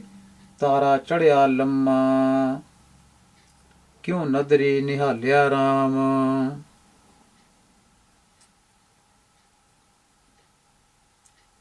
ਸੋ ਨਿਹਾਲਿਆ ਮਤਲਬ ਵੇਖਿਆ ਜਾਏ। ਕਿਉਂ ਮੈਨੇ ਕਿਸ ਤਰ੍ਹਾਂ ਵੇਖਿਆ ਜਾਏ, ਕਿਵੇਂ ਵੇਖਿਆ ਜਾਏ। ਸੋ ਇਹਦਾ ਮਤਲਬ ਇਹ ਹੈ ਕਿ ਜਿਹੜਾ ਮਾਲਕ ਹੈ, ਪ੍ਰਭੂ ਹੈ, ਉਹ ਸਾਰੇ ਸੰਸਾਰ ਵਿੱਚ ਆਪਣਾ ਪ੍ਰਕਾਸ਼ ਕਰ ਰਿਹਾ ਹੈ। ਉਹਦਾ ਪ੍ਰਕਾਸ਼ ਸਾਰੇ ਸੰਸਾਰ 'ਤੇ ਹੈ। ਜਿਵੇਂ ਤਾਰਾ ਚੜ੍ਹਿਆ ਲੰਮਾ, ਇਹ ਸਾਰੇ ਸੰਸਾਰ 'ਤੇ ਦੇਖਿਆ ਜਾਂਦਾ। ਉਹ ਸਾਰੇ ਜਗਤ ਵਿੱਚ ਉਹ ਭਰਪੂਰ ਹੈ। ਪਰ ਸਤਿਗੁਰੂ ਕਹਿੰਦੇ ਹਨ, ਉਹਨੂੰ ਦੇਖਿਆ ਕਿਵੇਂ ਜਾਏ, ਅੱਖਾਂ ਨਾਲ ਵੇਖਿਆ ਕਿਵੇਂ ਜਾਏ। ਕਿਉਂ ਨਦਰੀ ਨਿਹਾਲਿਆ ਰਾਮ, ਸੇਵਕ ਪੂਰ ਕਰਮਾ, ਸਤਿਗੁਰ ਸ਼ਬਦ ਦਿਖਾਲਿਆ ਰਾਮ। ਹੁਣ ਦਿਖਾਲਣ ਦਾ ਢੰਗ ਤਰੀਕਾ ਜਿਹੜਾ ਇਹ ਵੀ ਸਤਿਗੁਰੂ ਸਮਝਾਉਂਦੇ ਨੇ। ਸੇਵਕ ਪੂਰ ਕਰਮਾ, ਉਹ ਸੇਵਕ ਜਿਹਦੇ ਪੂਰੇ ਕਰਮ ਹੋਣ, ਪੂਰੇ ਕਰਮ ਜਿਹਦੇ ਹੋਣ, ਪੂਰੀ ਬਖਸ਼ਿਸ਼ ਜਿਹਦੇ 'ਤੇ ਹੋਵੇ। ਸੇਵਕ ਪੂਰ ਕਰਮਾ, ਸਤਿਗੁਰੀ ਸ਼ਬਦੀ ਦਿਖਾਲਿਆ ਰਾਮ। ਤੋ ਗੁਰੂ ਦੇ ਸ਼ਬਦ ਦੁਆਰਾ ਉਸ ਨੂੰ ਮਾਰਗ ਦਰਸ਼ਨ ਕਰਾ ਦਿੱਤਾ ਹੈ। ਗੁਰੂ ਦੇ ਸ਼ਬਦ ਦੁਆਰਾ ਜਿਹੜਾ ਪੂਰੇ ਕਰਮਾਂ ਵਾਲਾ ਸੇਵਕ ਹੈ, ਜਿਹਦੇ ਪਾਕ ਜਾਗ ਪਏ, ਗੁਰੂ ਦੇ ਸ਼ਬਦ ਨੇ ਉਹਨੂੰ ਫਿਰ ਪ੍ਰਮਾਤਮਾ ਦਾ ਦਰਸ਼ਨ ਵੀ ਕਰਾ ਦਿੱਤਾ ਹੈ। ਗੁਰੂ ਦੇ ਸ਼ਬਦ ਰਾਹੀਂ ਪਤਾ ਲੱਗਦਾ ਹੈ। ਗੁਰੂ ਪ੍ਰਸਾਦ ਹੀ ਗੁਰੂ ਦੇ ਸ਼ਬਦ ਦੁਆਰਾ, ਗੁਰੂ ਦੀ ਕਿਰਪਾ ਦੁਆਰਾ ਪਤਾ ਲੱਗਦਾ ਹੈ ਰੱਬ ਕੀ ਹੈ, ਕਿੱਥੇ ਰਹਿੰਦਾ ਹੈ, ਕੀ ਟਿਕਾਣਾ ਹੈ। ਇਹ ਗੁਰੂ ਦੇ ਸ਼ਬਦ ਰਾਹੀਂ ਪਤਾ ਲੱਗਦਾ ਹੈ, ਉੱਥੋਂ ਦਰਸ਼ਨ ਹੁੰਦੇ ਹਨ। ਗੁਰ ਸ਼ਬਦ ਦਿਖਾਲਿਆ, ਸੱਚ ਸੰਭਾਲਿਆ, ਆਏ ਨਿਸ਼ ਦੇਖ ਵਿਚਾਰਿਆ, ਧਾਵਤ ਪੰਚ ਰਹੇ ਘਰ ਜਾਣਿਆ, ਕਾਮ ਕ੍ਰੋਧ ਵਿਗ ਮਾਰਿਆ, ਅੰਤਰ ਜੋਤ ਭਈ ਗੁਰ ਸਾਖੀ, ਚੀਨੇ ਰਾਮ ਕਰਮਾ। ਨਾਨਕ ਹਉਮੈ ਮਾਰੀ ਪਤੀਣੇ, ਤਾਰਾ ਚੜਿਆ ਲੰਮਾ। ਤੇ ਫਿਰ ਨਾਨਕ ਹਉਮੈ ਮਾਰੀ ਪਤੀਣੇ, ਹਉਮੈ ਨੂੰ ਮਾਰ ਕੇ, ਪਤੀਣੇ ਮਤਲਬ ਉਹ ਭਤੀਜਦੇ ਹਨ, ਉਹ ਪ੍ਰਭੂ ਦੀ ਯਾਦ ਵਿੱਚ ਜੁੜੇ ਰਹਿੰਦੇ ਹਨ। ਤਾਰਾ ਚੜਿਆ ਲੰਮਾ, ਤੇ ਜਿਨ੍ਹਾਂ ਦੇ ਅੰਦਰ ਫਿਰ ਸਰਵ ਵਿਆਪਕ ਜਿਹੜਾ ਪ੍ਰਭੂ ਹੈ, ਉਹਦੀ ਜਦੋਂ ਜੋਤ ਜਗ ਪੈਂਦੀ ਹੈ, ਤਾਰਾ ਚੜ੍ਹ ਜਾਂਦਾ ਹੈ। ਫਿਰ ਉਹ ਆਪਣੇ ਅੰਦਰੋਂ ਹਉਮੈ ਨੂੰ ਮਾਰ ਕੇ ਉਹਦੀ ਯਾਦ ਵਿੱਚ ਟਿਕੇ ਰਹਿੰਦੇ ਹਨ। ਤਾਰਾ ਚੜਿਆ ਲੰਮਾ, ਉਹਨਾਂ ਦੇ ਅੰਦਰ ਜਦੋਂ ਫਿਰ ਪ੍ਰਕਾਸ਼ ਪ੍ਰਭੂ ਦਾ ਹੁੰਦਾ ਹੈ, ਉਹਦੀ ਜੋਤ ਨੂੰ ਜਦੋਂ ਪਛਾਣਦੇ ਹਨ, ਉਹ ਪ੍ਰਭੂ ਦੀ ਜੋਤ ਅੰਦਰ ਜਗ ਪੈਂਦੀ ਹੈ। ਫਿਰ ਹਉਮੈ ਮਾਰ ਪਤੀਣੇ, ਉਹਨਾਂ ਦੀ ਹਉਮੈ ਦੂਰ ਹੁੰਦੀ ਹੈ ਤੇ ਉਹ ਉਹਦੇ ਨਾਮ ਵਿੱਚ ਟਿਕਦੇ ਹਨ। ਗੁਰਮੁਖੀ ਜਾਗੀ ਰਹੇ, ਚੁੱਕੀ ਵਿਮਾਨੀ ਰਾਮ, ਅੰਦਨ ਭੋਰ ਪਿਆ ਸਾਜ ਸਮਾਨੀ ਰਾਮ। ਸਾਜ ਸਮਾਨੀ ਗੁਰਮੁਖੀ ਬਾਣੀ ਭਾਨੀ, ਗੁਰਮੁਖੀ ਸਾਭ ਤੋ ਜਾਗੇ, ਸਾਚ ਨਾਮ ਅੰਮ੍ਰਿਤ ਗੁਰ ਦੀਆ, ਹਰਿ ਚਰਨੀ ਲਿਵ ਲਾਗੇ। ਪ੍ਰਗਟੀ ਜੋਤ ਜੋਤ ਮੈਂ ਜਾਤਾ, ਮਨ ਮੁਖੇ ਭਰਮੀ ਭੁਲਾਣੀ। ਨਾਨਕ ਭੋਰ ਭਇਆ ਮਨ ਮਾਨਿਆ, ਜਾਗਤ ਰਹਿਣ ਵਿਹਾਣੀ। ਔਗਣ ਵਿਸਰਿਆ ਗੁਣੀ, ਘਰ ਕੀਆ ਰਾਮ, ਇੱਕ ਰਵ ਰਹਾ ਅਵਰ ਨ ਬੀਆ ਰਾਮ। ਬੀਆ ਮਤਲਬ ਦੂਜਾ, ਰਵ ਰਹਾ ਸੋਈ ਅਵਰ ਨ ਕੋਈ, ਮਨ ਹੀ ਤੇ ਮਨ ਮਾਨਿਆ।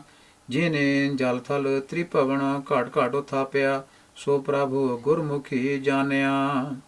ਗੁਰਮੁਖੀ ਸ਼ਰਨ ਪੈ ਕੇ ਉਸ ਨੂੰ ਪਛਾਣਿਆ ਹੈ। ਕਰਨ ਕਾਰਨ ਸਮਰਾਥੇ ਅਪਾਰਾ, ਤ੍ਰਿਵਿਧੀ ਮੇਟੀ ਸਮਾਈ। ਸੋ ਤ੍ਰਿਵਿਧੀ ਮੇਟੀ, ਮੇਟ ਕੇ ਜਿਹੜੇ ਮਾਇਆ ਦੇ 3 ਗੁਣ ਹਨ, ਉਹਨਾਂ ਤੋਂ ਉੱਪਰ ਉੱਠ ਕੇ ਤ੍ਰਿਵਿਧੀ ਮੇਟੀ ਸਮਾਈ। ਨਾਨਕ ਆਵਗਣ ਗੁਣਾ ਸਮਾਣੇ, ਐਸੀ ਗੁਰਮਤਿ ਪਾਈ।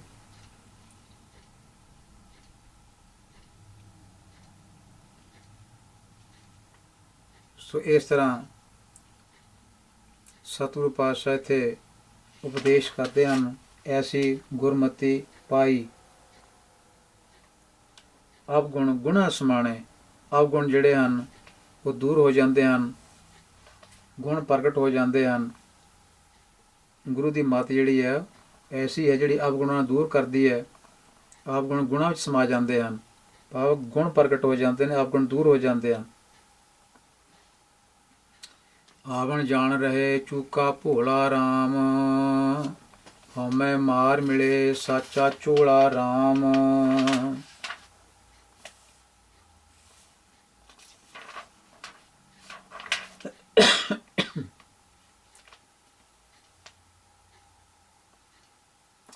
ਇੱਥੇ ਭੋਲਾ ਦਾ ਮਤਲਬ ਹੈ ਭੁਲਾਵਾ, ਭੈੜੀ ਜੀਵਨ ਚਾਲ। ਆਵਣ ਜਾਮ ਰਹੇ ਚੂਕਾ ਭੋਲਾ ਰਾਮ। ਸੋ ਭੋਲਾ ਦਾ ਮਤਲਬ ਭੋਲਾ, ਭੋਲਾ, ਭੁਲਾਵਾ, ਭੈੜੀ ਜੀਵਨ ਚਾਲ। ਆਵਣ ਜਾਮ ਰਹੇ ਜਨਮ ਮਰਨ ਦਾ ਚੱਕਰ ਜਿਹੜਾ ਉਹ ਰਹਿ ਗਿਆ, ਮੁੱਕ ਗਿਆ। ਭੁਲਾਵਾ ਦੂਰ ਹੋ ਗਿਆ, ਜੀਵਨ ਦੀ ਭੈੜੀ ਚਾਲ ਖਤਮ ਹੋ ਗਈ। ਹਉਮੈ ਮਾਰ ਮਿਲੇ ਸਾਚਾ ਝੋਲਾ ਰਾਮ। ਹਉਮੈ ਗੁਰ ਖੋਈ ਪ੍ਰਗਟ ਹੋਈ ਚੂਕੇ ਸੋਗ ਸੰਤਾਪੈ। ਜੋਤੀ ਅੰਦਰ ਜੋਤ ਸਮਾਣੀ ਆਪ ਪਛਾਤਾ ਆਪੈ। ਪਈੜੈ ਕਰਿ ਸ਼ਬਦੀ ਪਤੀਣੀ। ਪਈੜੈ ਘਾਰੇ ਸ਼ਬਦੇ ਪਤੀਣੀ ਸਾਹੁਰੜੈ ਪਿਰ ਭਾਣੀ। ਨਾਨਕ ਸਤਿਗੁਰ ਮੇਲ ਮਿਲਾਈ ਚੁੱਕੀ ਕਾਣੀ ਲੋਕਾਣੀ। ਤੋ ਪੇਕੇ ਘਰ ਵਿੱਚ ਜਿਸਨੇ ਸ਼ਬਦ ਨਾਲ ਚਿੱਤ ਜੋੜ ਕੇ ਰੱਖਿਆ, ਸਿਫਤ ਸਲਾਹ ਕਰਦੀ ਰਹੀ ਜਿਹੜੀ ਗੁਰੂ ਦੀ, ਉਹਨੂੰ ਸਹੁਰੇ ਘਰ ਵਿੱਚ ਮਾਣ ਮਿਲਿਆ, ਉਹ ਪਤੀ ਨੂੰ ਚੰਗੀ ਲੱਗਣ ਲੱਗ ਪਈ। ਤੇ ਨਾਨਕ ਸਤਿਗੁਰੀ ਮੇਲ ਮਿਲਾਈ, ਸਤਿਗੁਰੂ ਨੇ ਉਸ ਨੂੰ ਪਤੀ ਨਾਲ, ਪਰਮੇਸ਼ਰ ਨਾਲ ਜੋੜਿਆ, ਮਿਲਾ ਦਿੱਤਾ। ਲੋਕਾਂ ਦੀ ਮਥਾਜੀ ਜਿਹੜੀ ਸੀ, ਮਥਾਜੀ ਉਹ ਰਹਿ ਗਈ, ਹਟ ਗਈ। ਤੁਖਾਰੀ ਮਹਲਾ ਪਹਿਲਾ। ਭੋਲਾ ਵੜੈ ਭੁੱਲੀ ਭੋਲੇ ਭੋਲੇ ਪਛੋਤਾਣੀ। ਭੁਲਾਵੜੇ ਦਾ ਮਤਲਬ ਭੁਲੇਖੇ ਵਿੱਚ, ਭੁਲੇਖੇ ਵਿੱਚ ਭੁਲਾਵੜਾ। ਭੁੱਲੀ ਮੈਨੇ ਕੁਰਾਹੇ ਪੈ ਗਈ, ਭੁਲੇਖੇ 'ਚ ਕੁਰਾਹੀ ਪੈ ਗਈ। ਤੇ ਭੋਲੇ ਭੋਲੇ ਪਛੋਤਾਣੀ, ਗਲਤੀ ਕਰ ਕਰਕੇ ਫਿਰ ਪਛੋਤਾਣੀ ਮੈਨੇ ਪਛਤਾਉਂਦੀ ਰਹੀ, ਹੱਥ ਮਲਦੀ ਰਹੀ। ਫਿਰ ਛੋੜੇੜੀ ਸੁੱਤੀ ਫਿਰ ਕੀ ਸਾਰ ਨਾ ਜਾਣੀ। ਤੇ ਪੀਰ ਮੈਨੇ, ਪੀਰ ਨੇ, ਪਤੀ ਨੇ ਸੁੱਤੀ ਨੂੰ ਛੱਡ ਦਿੱਤਾ, ਸੁੱਤੀ ਪਈ ਰਹਿਣ ਦਿੱਤੀ, ਤਿਆਗ ਦਿੱਤੀ, ਪਿਆਰ ਕਰਨਾ ਛੱਡ ਦਿੱਤਾ।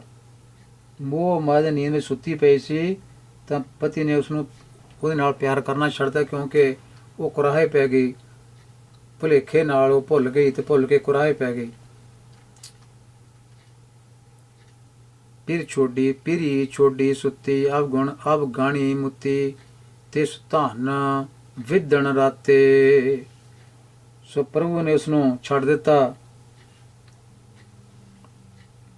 ਅਵਗਣੀ ਮੈਨੇ ਅਵਗੁਣਾਂ ਦੇ ਕਾਰਨ ਸਿਆਰੀ ਲੱਗੂ, ਜਿਹੜੀ ਇਹਦੇ ਮਤਲਬ ਅਵਗੁਣਾਂ ਦੇ ਕਾਰਨ, ਅਵਗਣੀ ਅਵਗੁਣਾਂ ਦੇ ਕਾਰਨ ਉਹਨੂੰ ਛੱਡ ਦਿੱਤਾ, ਕਿਉਂਕਿ ਮਾਇਆ ਦੇ ਮੋਹ ਵਿੱਚ ਸੁੱਤੀ ਰਹੀ ਅਵਗੁਣਾਂ ਦੇ ਕਾਰਨ। ਤੇ ਮੁੱਤੀ ਮੈਨੇ ਫਿਰ ਤਿਆਗ ਦਿੱਤੀ, ਖਸਮ ਨੇ ਛੱਡ ਦਿੱਤੀ। ਤਿਸ ਧਨ ਵਿਧਣ ਰਾਤੇ। ਧਨ ਦਾ ਮਤਲਬ ਹੈ ਇਸਤਰੀ, ਰਾਤੇ ਮੈਨੇ ਰਾਤ, ਵਿਧਣ ਦਾ ਮਤਲਬ ਦੁੱਖ ਭਰੀ। ਤੇ ਉਹਦੀ ਫਿਰ ਜਿਹੜੀ ਜੀਵਨ ਰੂਪੀ ਰਾਤ ਸੀ, ਉਹ ਫਿਰ ਸੁੱਖ ਨਾਲ ਨਹੀਂ ਲੰਘਦੀ, ਉਹ ਦੁੱਖ ਵਿੱਚ ਬਤੀਤ ਹੁੰਦੀ ਹੈ। ਜਦੋਂ ਸੁੱਤੀ ਪੈ ਨੂੰ ਪਤੀ ਪਰਮੇਸ਼ਰ ਜਿਹੜਾ ਉਹ ਛੱਡ ਦਿੰਦਾ ਹੈ। ਫਿਰ ਛੋਡੀ ਸੁੱਤੀ ਅਵਗੁਣਾਂ ਦੇ ਕਾਰਨ ਉਹਨੂੰ ਛੱਡ ਦਿੰਦਾ ਹੈ। ਤੇ ਸੁਤਾਨ ਮੈਨੇ ਉਹ ਔਰਤ ਜਿਹੜੀ ਹੈ ਵਿਧਣ ਰਾਤੇ, ਉਹਦੀ ਰਾਤ ਜਿਹੜੀ ਦੁੱਖ ਨਾਲ ਬੀਤਦੀ ਹੈ। ਵਿਧਣ ਦੁੱਖ ਨਾਲ, ਰਾਤੇ ਮਤਲਬ ਹੈ ਰਾਤ। ਕਾਮੀ ਕ੍ਰੋਧ ਅਹੰਕਾਰ ਵਿਗੁੱਤੀ। ਹਉਮੈ ਲੱਗੀ ਤਾਤੇ ਉੱਡਰੀ ਹੰਸੋ ਚਲਿਆ ਫੁਰਮਾਇਆ। ਭਸਮੇ ਭਸਮ ਸਮਾਣੀ ਨਾਨਕ ਸੱਚੇ ਨਾਮ ਵਿਹੂਣੀ। ਭੋਲੇ ਭੋਲੇ ਪਛੋਤਾਣੀ। ਸੁਣ ਨਾਹ ਪਿਆਰੇ ਇੱਕ ਬੇਨੰਤੀ ਮੇਰੀ। ਨਾਹ ਦਾ ਮਤਲਬ ਖਸਮ। ਨੰਨੇ ਨੂੰ ਬਿੰਦੀ ਬੋਲ ਕੇ ਨਹੀਂ ਪੜ੍ਹਨਾ, ਇਹਨੂੰ ਪੜ੍ਹਨਾ ਨਾਹ। ਇਹਦਾ ਮਤਲਬ ਖਸਮ। ਤੂੰ ਨਿਜ ਘਾਰੇ ਵਸੇੜਾ ਹਉ ਰੋਲੇ ਭਸਮੈ ਢੇਰੀ। ਬਿਨ ਆਪਣੇ ਨਾਹ ਹੈ ਕੋਈ ਨਾ ਚਾਹੈ। ਕਿਆ ਕਹੀਏ ਕਿਆ ਕੀਜੈ। ਸੋ ਆਪਣੇ ਖਸਮ ਤੋਂ ਬਿਨਾਂ ਹੋਰ ਕੋਈ ਚਾਹੁੰਦਾ ਨਹੀਂ ਹੈ, ਕੋਈ ਨਾ ਚਾਹੈ। ਕਿਆ ਕਹੀਏ ਕਿਆ ਕੀਜੈ। ਤੇ ਇਸ ਕਰਕੇ ਇਹ ਜੀਵ ਇਸਤਰੀ ਬੇਨਤੀ ਕਰ ਰਹੀ ਹੈ, ਤੂੰ ਘਰ ਵਸੇੜਾ ਹੋਂ ਰੋਲੇ ਭਸਮੈ ਢੇਰੀ। ਮੈਂ ਰੁਲ ਰਹੀ ਹਾਂ, ਭਸਮ ਦੀ ਢੇਰੀ ਮੈਂ ਬਣਦੀ ਜਾ ਰਹੀ ਹਾਂ।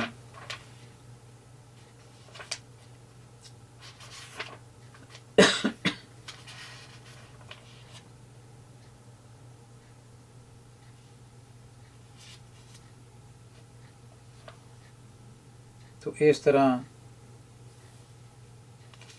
ਇੱਥੇ ਸਤਿਗੁਰੂ ਦੱਸਦੇ ਹਨ ਕਿ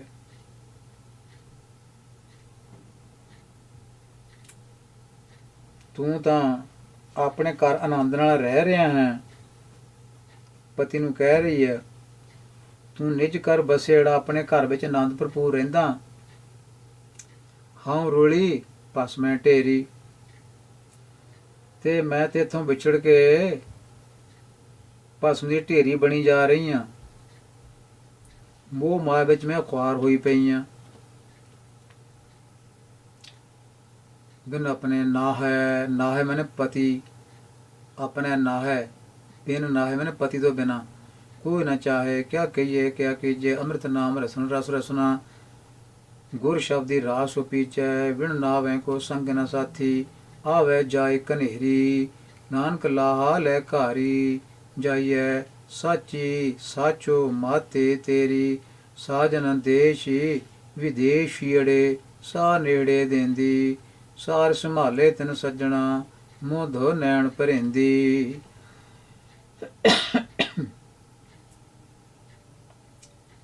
ਤੋ ਸਾਜਨ ਮਤਲਬ ਸੱਜਣ ਪ੍ਰਭੂ ਜੀ, ਉਹ ਤਾਂ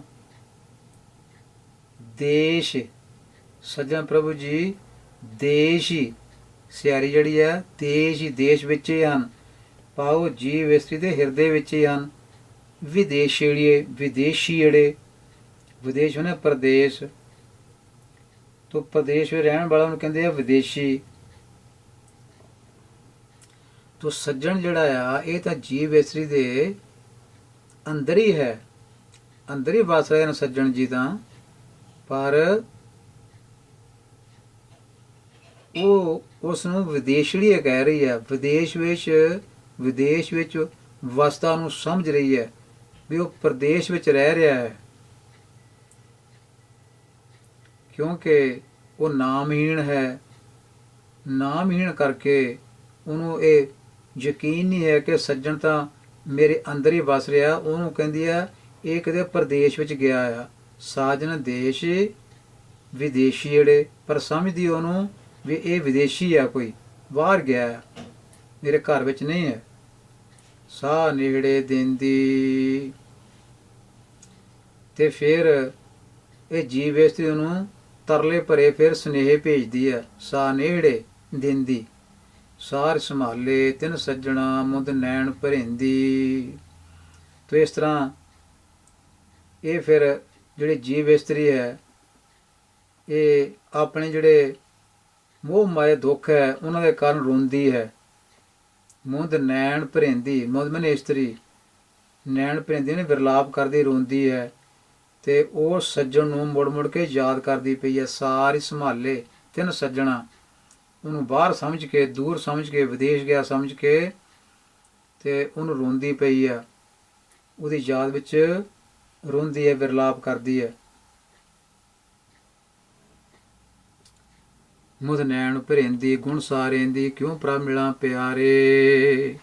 ਮਾਰਗੋ ਪੰਥ ਨ ਜਾਣੋ ਬਿਖੜਾ, ਕਿਉਂ ਪਾਈਐ ਫਿਰ ਪਾਰੇ।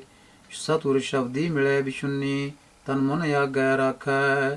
ਤਨ ਤੇ ਮਨ ਉਹ ਜੇ ਆਪਣਾ ਅੱਗੇ ਭੇਂਟ ਕਰ ਦੇਵੇ ਗੁਰੂ ਦੇ ਸ਼ਬਦ ਦੁਆਰਾ, ਫਿਰ ਵਿਸ਼ੁੰਨੀ ਵਿਛੜੀ, ਫਿਰ ਇਹਦਾ ਮਿਲਾਪ ਹੁੰਦਾ। ਨਾਨਕ ਅੰਮ੍ਰਿਤ ਬਿਰਖੋ ਮਹਾਰਸ ਫਲਿਆ, ਮਿਲ ਪ੍ਰੀਤਮ ਰਾਸੋ ਚਾਖੈ। ਫਿਰ ਆਪਣੇ ਪ੍ਰੀਤਮ ਨੂੰ ਮਿਲ ਕੇ ਨਾਮ ਰਸ ਇਹ ਚੱਖ ਸਕਦੀ ਹੈ ਗੁਰੂ ਦੇ ਸ਼ਬਦ ਨਾਲ, ਜੇ ਆਪਣਾ ਇਹ ਤਨ ਮਨ ਭੇਂਟ ਕਰ ਦੇਵੇ।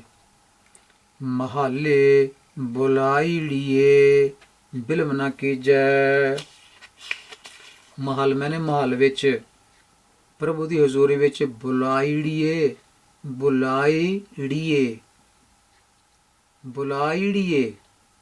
ਸੋ ਇਹ ਸ਼ਬਦ ਜਿਹੜਾ ਹੈ ਸੰਭਲ ਕੇ ਬੋਲਣਾ ਬਣਦਾ। ਬੁਲਾਈੜੀਏ, ਬਿਲਮ ਨਾ ਕੀਜੈ। ਸੋ ਬਿਲਮ ਦਾ ਮਤਲਬ ਹੈ ਦੇਰੀ, ਵਿਲੰਬ ਕਰਨਾ, ਢਿੱਲ ਕਰਨੀ।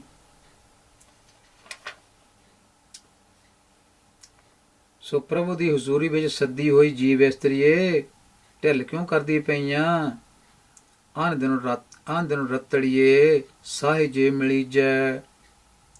ਤੇ ਹਰ ਵੇਲੇ ਜੋ ਤੂੰ ਰਾਤ ਦਿਨ ਜਿਹੜੀ ਆ ਹਰ ਰੋਜ਼ ਰਤੜੀ ਮੈਨੂੰ ਉਹਦੇ ਨਾਮ ਵਿੱਚ ਹਰ ਵੇਲੇ ਰੰਗੀ ਰਹਿੰਦੀਆਂ, ਰੰਗੀ ਹੋਈਏ ਸਾਹੇ ਜੇ ਮਿਲੀ ਜੈ।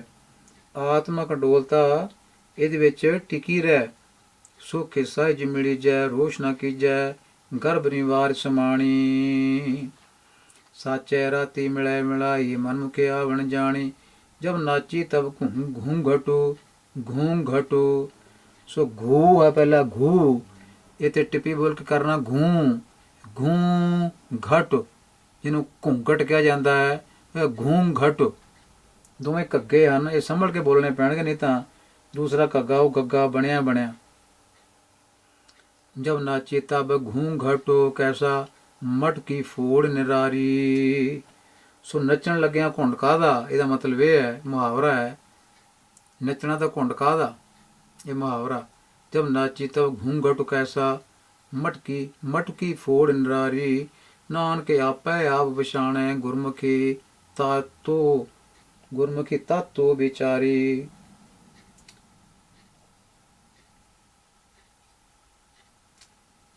ਸੋ ਸਤਿਗੁਰ ਕਹਿੰਦੇ ਹਨ, ਜਿਵੇਂ ਕੋਈ ਜੀਵ ਵਿੱਚ ਨੱਚਣ ਲੱਗ ਪਵੇ ਤਾਂ ਉਹ ਘੁੰਡ ਨਹੀਂ ਕੱਢਦੀ। ਇਸ ਤਰ੍ਹਾਂ ਹੀ ਤਿਵੇਂ ਜਿਹੜੀ ਜੀਵ ਇਸਤਰੀ ਪ੍ਰਭੂ ਦੇ ਰਾਹ ਤੇ ਤੁਰਦੀ ਆ, ਉਹ ਫਿਰ ਸਰੀਰ ਦਾ ਜਿਹੜਾ ਮੋਹ ਹੈ, ਮੋਹ ਮਾਇਆ, ਇਹ ਤੋਂ ਨਿਰਲੇਪ ਹੁੰਦੀ ਹੈ, ਨਿਰਲੇਪ ਹੋ ਜਾਂਦੀ ਹੈ।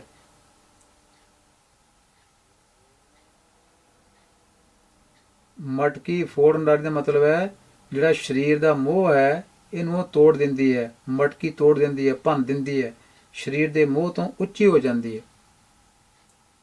ਇਸ ਤਰ੍ਹਾਂ ਜਿਹੜਾ ਰਸਤਾ ਦੱਸਿਆ ਹੈ ਗੁਰੂ ਦਾ, ਗੁਰਮੁਖੀ ਤੱਤ ਵਿਚਾਰੀ, ਗੁਰੂ ਦੱਸਿਓ ਤੇ ਰਾਹ ਤੇ ਤੁਰਨ ਕਰਕੇ, ਗੁਰੂ ਦੀ ਸ਼ਰਨ ਪੈਣ ਕਰਕੇ,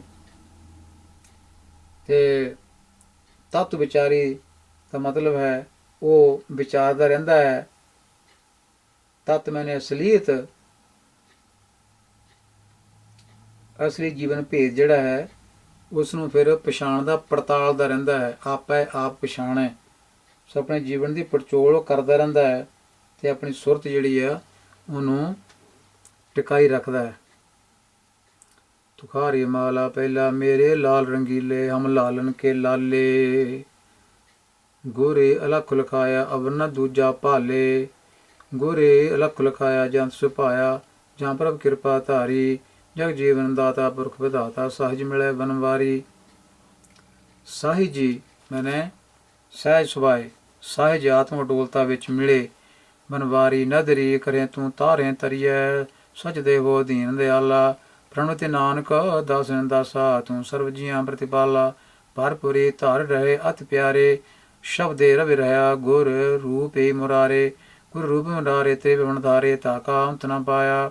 ਰੰਗੇ ਜਿਨਸੇ ਜੰਤ ਪਾਏ, ਨਿਤ ਦੇਵੈ ਚੜੈ ਸਵਾਇਆ। ਅਪਰੰਪਰ ਆਪੇ ਥਾਪਿਓ ਥਾਪੇ, ਤਿਸ ਭਾਵੈ ਸੋ ਦੇਵੈ। ਤਿਸ ਭਾਵੈ ਸੋ ਹੋਵੈ, ਤਿਸ ਭਾਵੈ ਸੋ ਹੋਵੈ। ਨਾਨਕ ਹੀਰਾ ਹੀਰੇ ਭੇਦਿਆ, ਗੁਣ ਕਹਿ ਹਾਰੀ ਪਰੋਵੈ। ਗੁਣ ਗੁਣੇ ਸਮਾਣੇ, ਮਸਤਕ ਨਾਮ ਨਿਸ਼ਾਨੋ। ਸੱਚ ਸਾਚ ਏ ਸਮਾਇਆ, ਚੂਕਾ ਆਵਣ ਜਾਣੋ।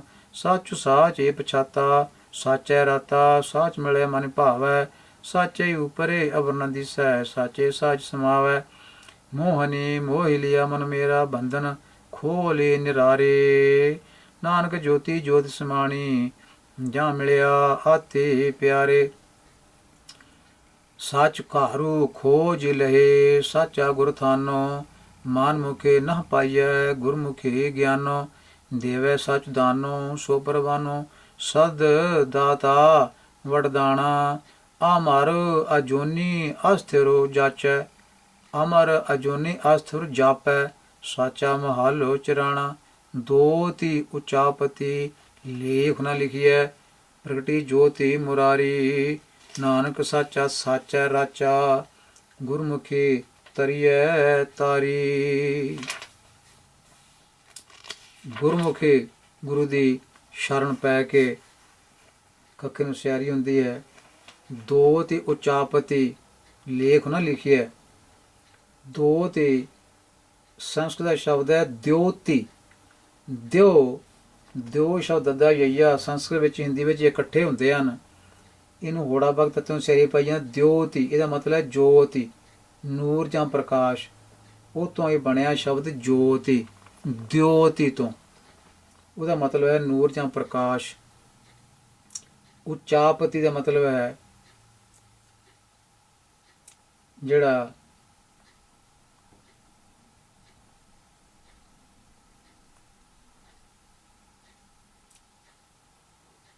ਵਿਕਾਰ ਆਦਿਕ ਹਨ, ਮੋਹ ਮਾਇਆ ਆਦਿਕ ਹੈ। ਉਚਾਪਤੀ ਲੇਖ ਜਿਹੜਾ ਵਿਕਾਰਾਂ ਦਾ ਕਰਜ਼ਾ ਹੈ ਉਹਦਾ ਲੇਖ। ਮੋਹ ਮਾਇਆ ਦਾ ਕਰਜ਼ਾ, ਮੋਹ ਮਾਇਆ ਵਿੱਚ ਲਿਪਟ ਹੋਣ ਦਾ ਜਿਹੜਾ ਕਰਜ਼ਾ ਹੈ ਉਹਦੇ ਲੇਖ ਨੂੰ ਕਿਹਾ ਗਿਆ ਉਚਾਪਤੀ ਲੇਖ। ਨਾ ਲਿਖਿਆ, ਨਹੀਂ ਲਿਖਿਆ ਜਾਂਦਾ। ਪ੍ਰਗਟੀ ਜੋਤੀ ਮੁਰਾਰੀ, ਮੁਰਾਰੀ ਮੈਨੇ ਪ੍ਰਭੂ ਪਾਤਸ਼ਾਹ। ਇਹਦਾ ਮਤਲਬ ਹੈ ਜਿਹਦੇ ਅੰਦਰ ਪ੍ਰਮਾਤਮਾ ਦੀ ਜੋਤੀ ਜਿਹੜੀ ਹੈ ਪ੍ਰਗਟ ਹੋ ਜਾਂਦੀ ਹੈ। ਦੋਤ ਉਚਾਪਤੀ, ਦੋਤ ਸ਼ਬਦ ਜਿਹੜਾ ਇਹ ਸਿੱਧਾ ਸੰਸਕ੍ਰਿਤ ਭਾਸ਼ਾ ਵਿੱਚੋਂ ਆਇਆ ਹੈ। ਭਾਵੇਂ ਉੱਥੇ ਲਿਖਿਆ ਹੁੰਦਾ ਦਿਓਤੀ ਤੇ ਇੱਥੇ ਹੈ ਦੋਤੀ। ਇਹ ਤੋਂ ਬਣਿਆ ਸ਼ਬਦ ਜੋਤੀ। ਤੇ ਜੋਤ ਸ਼ਬਦ ਬਹੁਤ ਥਾਵਾਂ ਤੇ ਆਇਆ ਹੈ ਤੇ ਦੋਤੀ ਸ਼ਬਦ ਜਿਹੜਾ ਹੈ ਇਹ ਬਹੁਤ ਘੱਟ ਥਾਵਾਂ ਤੇ ਇੱਥੇ ਦੋਤ ਹੀ ਆਇਆ ਹੈ। ਇਹਦਾ ਮਤਲਬ ਜੋਤ ਹੀ। ਜਿਹਦੇ ਪਰਮਾਤਮਾ ਦੀ ਜੋਤ ਪ੍ਰਗਟ ਹੁੰਦੀ ਹੈ ਤੇ ਉਹਦੀ ਬਰਕਤ ਨਾਲ ਫਿਰ ਕੀ ਹੁੰਦਾ ਹੈ, ਜਿਹੜਾ ਮੋਹ ਮਾਇਆ ਦੇ ਵਿਕਾਰ ਆਦਿ ਇਹਨਾਂ ਦਾ ਕਰਜ਼ਾ ਜਿਹੜਾ ਆ ਉਹਦਾ ਹਿਸਾਬ ਲਿਖਣਾ ਬੰਦ ਹੋ ਜਾਂਦਾ ਹੈ। ਦੋਤ ਹੀ ਉਚਾਪਤੀ ਲੇਖ ਨਾ ਲਿਖੀ ਉਹਨਾਂ ਕਰਜ਼ਾ, ਜਿਹੜਾ ਕਰਜ਼ਾ ਹੈ ਇਹਦਾ ਲੇਖ ਲਿਖਿਆ ਨਹੀਂ ਜਾਂਦਾ। ਫਿਰ ਪ੍ਰਗਟੀ ਜੋਤਿ ਮੁਰਾਰੀ, ਨਾਨਕ ਸਾਚਾ ਸਾਚੈ ਰਾਚਾ, ਗੁਰਮੁਖੀ ਤਰੀਐ ਤਾਰੀ।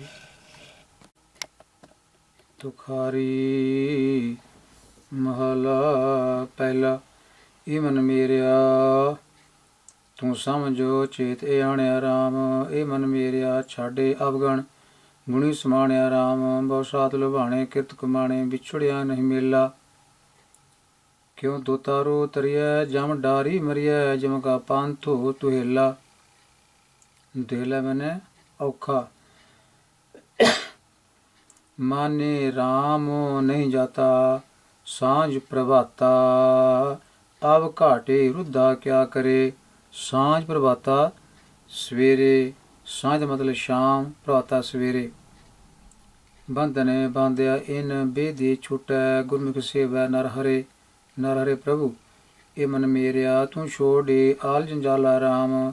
ਇਹ ਮਨ ਮੇਰਿਆ ਹਰਿ ਸੇਵ ਹੋ, ਪੁਰਖ ਨਿਰਾਲਾ ਰਾਮ। ਹਰੀ ਸਿਮਰੀ ਏਕ ਓੰਕਾਰ ਸਾਚਾ, ਸਭ ਜਗ ਤੋ ਜਿਨਿਉ ਪਾਇਆ। ਪੌਣ ਪਾਣੀ ਅਗਨੀ ਬਾਂਧੇ, ਗੁਰ ਖੇਲੋ ਜਗ ਤੇ ਦਿਖਾਇਆ। ਆਚਾਰੀ ਤੂੰ ਵਿਚਾਰ ਆਪੇ, ਹਰਿ ਨਾਮ ਹਰਿ ਨਾਮ ਸੰਜਮ ਜਪ ਤਪੋ। ਸਖਾ ਸੈਨੋ ਪਿਆਰ ਪ੍ਰੀਤਮੋ, ਨਾਮ ਹਰਿ ਕਾ ਜਪ ਜਪੋ। ਇਹ ਮਨ ਮੇਰਿਆ ਤੂੰ ਥਿਰ ਰਹੋ, ਚੋਟ ਨਾ ਖਾਵਹੀਂ ਰਾਮ। ਇਹ ਮਨ ਮੇਰਿਆ ਗੁਣ ਗਾਵਹੀਂ, ਸਾਹਿਜ ਸਮਾਵਹੀਂ ਰਾਮ। ਗੁਣ ਗਾਏ ਰਾਮ ਰਸਾਏ ਰਸੀਆ ਹੈ, ਗੁਰ ਗਿਆਨ ਅੰਜਨ ਸਾਰਹਿ। ਤ੍ਰੈ ਲੋਕ ਦੀਪਕ ਸ਼ਬਦ ਚਾਨਣ, ਪੰਚ ਦੂਤ ਸੰਘਾਰਹਿ। ਪੈ ਕਾਟ ਨਿਰਪਾਉ ਤਰਹਿ ਦੋਤਾਰੋ, ਗੁਰੀ ਮਿਲਿਆ ਕਾਰਜ ਸਾਰੇ। ਰੂਪ ਰੰਗ ਪਿਆਰ ਹਰਿਸਿਓ, ਹਾਰੀ ਆਪ ਕਿਰਪਾ ਧਾਰੇ। ਇਹ ਮਨ ਮੇਰਿਆ ਤੂੰ ਕਿਆ ਲੈ ਆਇਆ, ਕਿਆ ਲੈ ਜਾਏ ਸੀ ਰਾਮ। ਇਹ ਮਨ ਮੇਰਿਆ ਤਾਂ ਛੁੱਟ ਸੀ, ਜਾਂ ਭਰਮ ਚੁਕਾਏ ਸੀ ਰਾਮ। ਤਾਨੋ ਸਾਂਚੇ ਹਰਿ ਹਰਿ ਨਾਮ ਵਖਰ, ਗੁਰ ਸ਼ਬਦੀ ਭਾਉ ਪਛਾਣਹਿ। ਗੁਰ ਸ਼ਬਦੀ, ਗੁਰ ਦੇ ਸ਼ਬਦ ਦੁਆਰਾ। ਗੁਰ ਸ਼ਬਦ ਸੰਬੰਧ ਕਾਰਕ ਵਿੱਚ ਹੈ, ਸ਼ਬਦੀ ਕਰਨ ਕਾਰਕ ਵਿੱਚ ਹੈ। ਭਾਉ ਦਾ ਮਤਲਬ ਪਿਆਰ, ਪਛਾਣ ਹੈ। ਮੈਲੋ ਪਰ ਹਰੀ ਸ਼ਬਦ ਨਿਰਮਲ, ਮਹਾਲ ਘਰ ਸਚ ਜਾਣਹਿ। ਪਾਤੇ ਨਾਮ ਪਾਵਹਿ ਕਰ ਸਿਧਾਵਹਿ, ਝੋਲੀ ਅੰਮ੍ਰਿਤ ਪੀ ਰਸੋ। ਹਰਿ ਨਾਮ ਧਿਆਈਐ ਸ਼ਬਦ ਰਸੋ ਪਾਈਐ, ਵਡ ਭਾਗੀ ਜਪੀਐ ਹਰਿ। ਵਡ ਭਾਗੀ ਜਪੀਐ ਹਰਿ ਜਸ਼ੋ। ਜਸ਼ੋ ਦਾ ਮਤਲਬ ਜਸ਼, ਸੱਸ ਨੂੰ ਕੰਨੇ ਦਾ ਹੋੜਾ ਪਾਇਆ ਹੋਇਆ। ਇਹਦਾ ਮਤਲਬ ਹੈ ਯਸ਼ ਸਿਫਤ ਸਲਾਹ ਪ੍ਰਭੂ ਦੀ। ਇਹ ਮਨ ਮੇਰਿਆ ਬਿਨ ਪੌੜੀਆਂ ਮੰਦਰੀ ਕਿਉਂ ਚੜ੍ਹੇ, ਮੰਦਰ ਕਿਉਂ ਚੜ੍ਹੈ ਰਾਮ। ਤੂੰ ਮੰਦਰ ਵਿੱਚ ਤੂੰ ਕਿਵੇਂ ਪ੍ਰਵੇਸ਼ ਹੋ ਸਕਦਾ ਹੈ ਪੌੜੀਆਂ ਤੋਂ ਬਿਨਾਂ? ਪੌੜੀਆਂ ਜ਼ਰੂਰੀ ਹਨ ਮੰਦਰ ਵਿੱਚ ਪ੍ਰਵੇਸ਼ ਕਰਨ ਲਈ। ਇਸ ਕਰਕੇ ਸਤਿਗੁਰੂ ਜੀ ਉਪਦੇਸ਼ ਦਿੰਦੇ ਹਨ, ਗੁਰੂ ਜ਼ਰੂਰੀ ਹੈ, ਪ੍ਰਭੂ ਤੱਕ ਪੁੱਜਣ ਲਈ ਗੁਰੂ ਜ਼ਰੂਰੀ ਹੈ। ਇਹ ਮਨ ਮੇਰਿਆ ਬਿਨ ਬੇੜੀ ਪਾਰ ਨ ਅੰਬੜੈ ਰਾਮ। ਅੰਬੜੇ ਮਨੇ ਆਪੜਨਾ। ਪਾਰੀ ਸਾਜਨੋ ਪਾਰ ਪ੍ਰੀਤਮ ਗੁਰ ਸ਼ਬਦ ਸੁਰਤੀ ਲੰਘਾਵੇ। ਮਿਲ ਸਾਧ ਸੰਗ ਤੇ ਕਰਹਿ ਰੜੀਆਂ ਫਿਰ ਨ ਪਛੋਤਾਵੇ।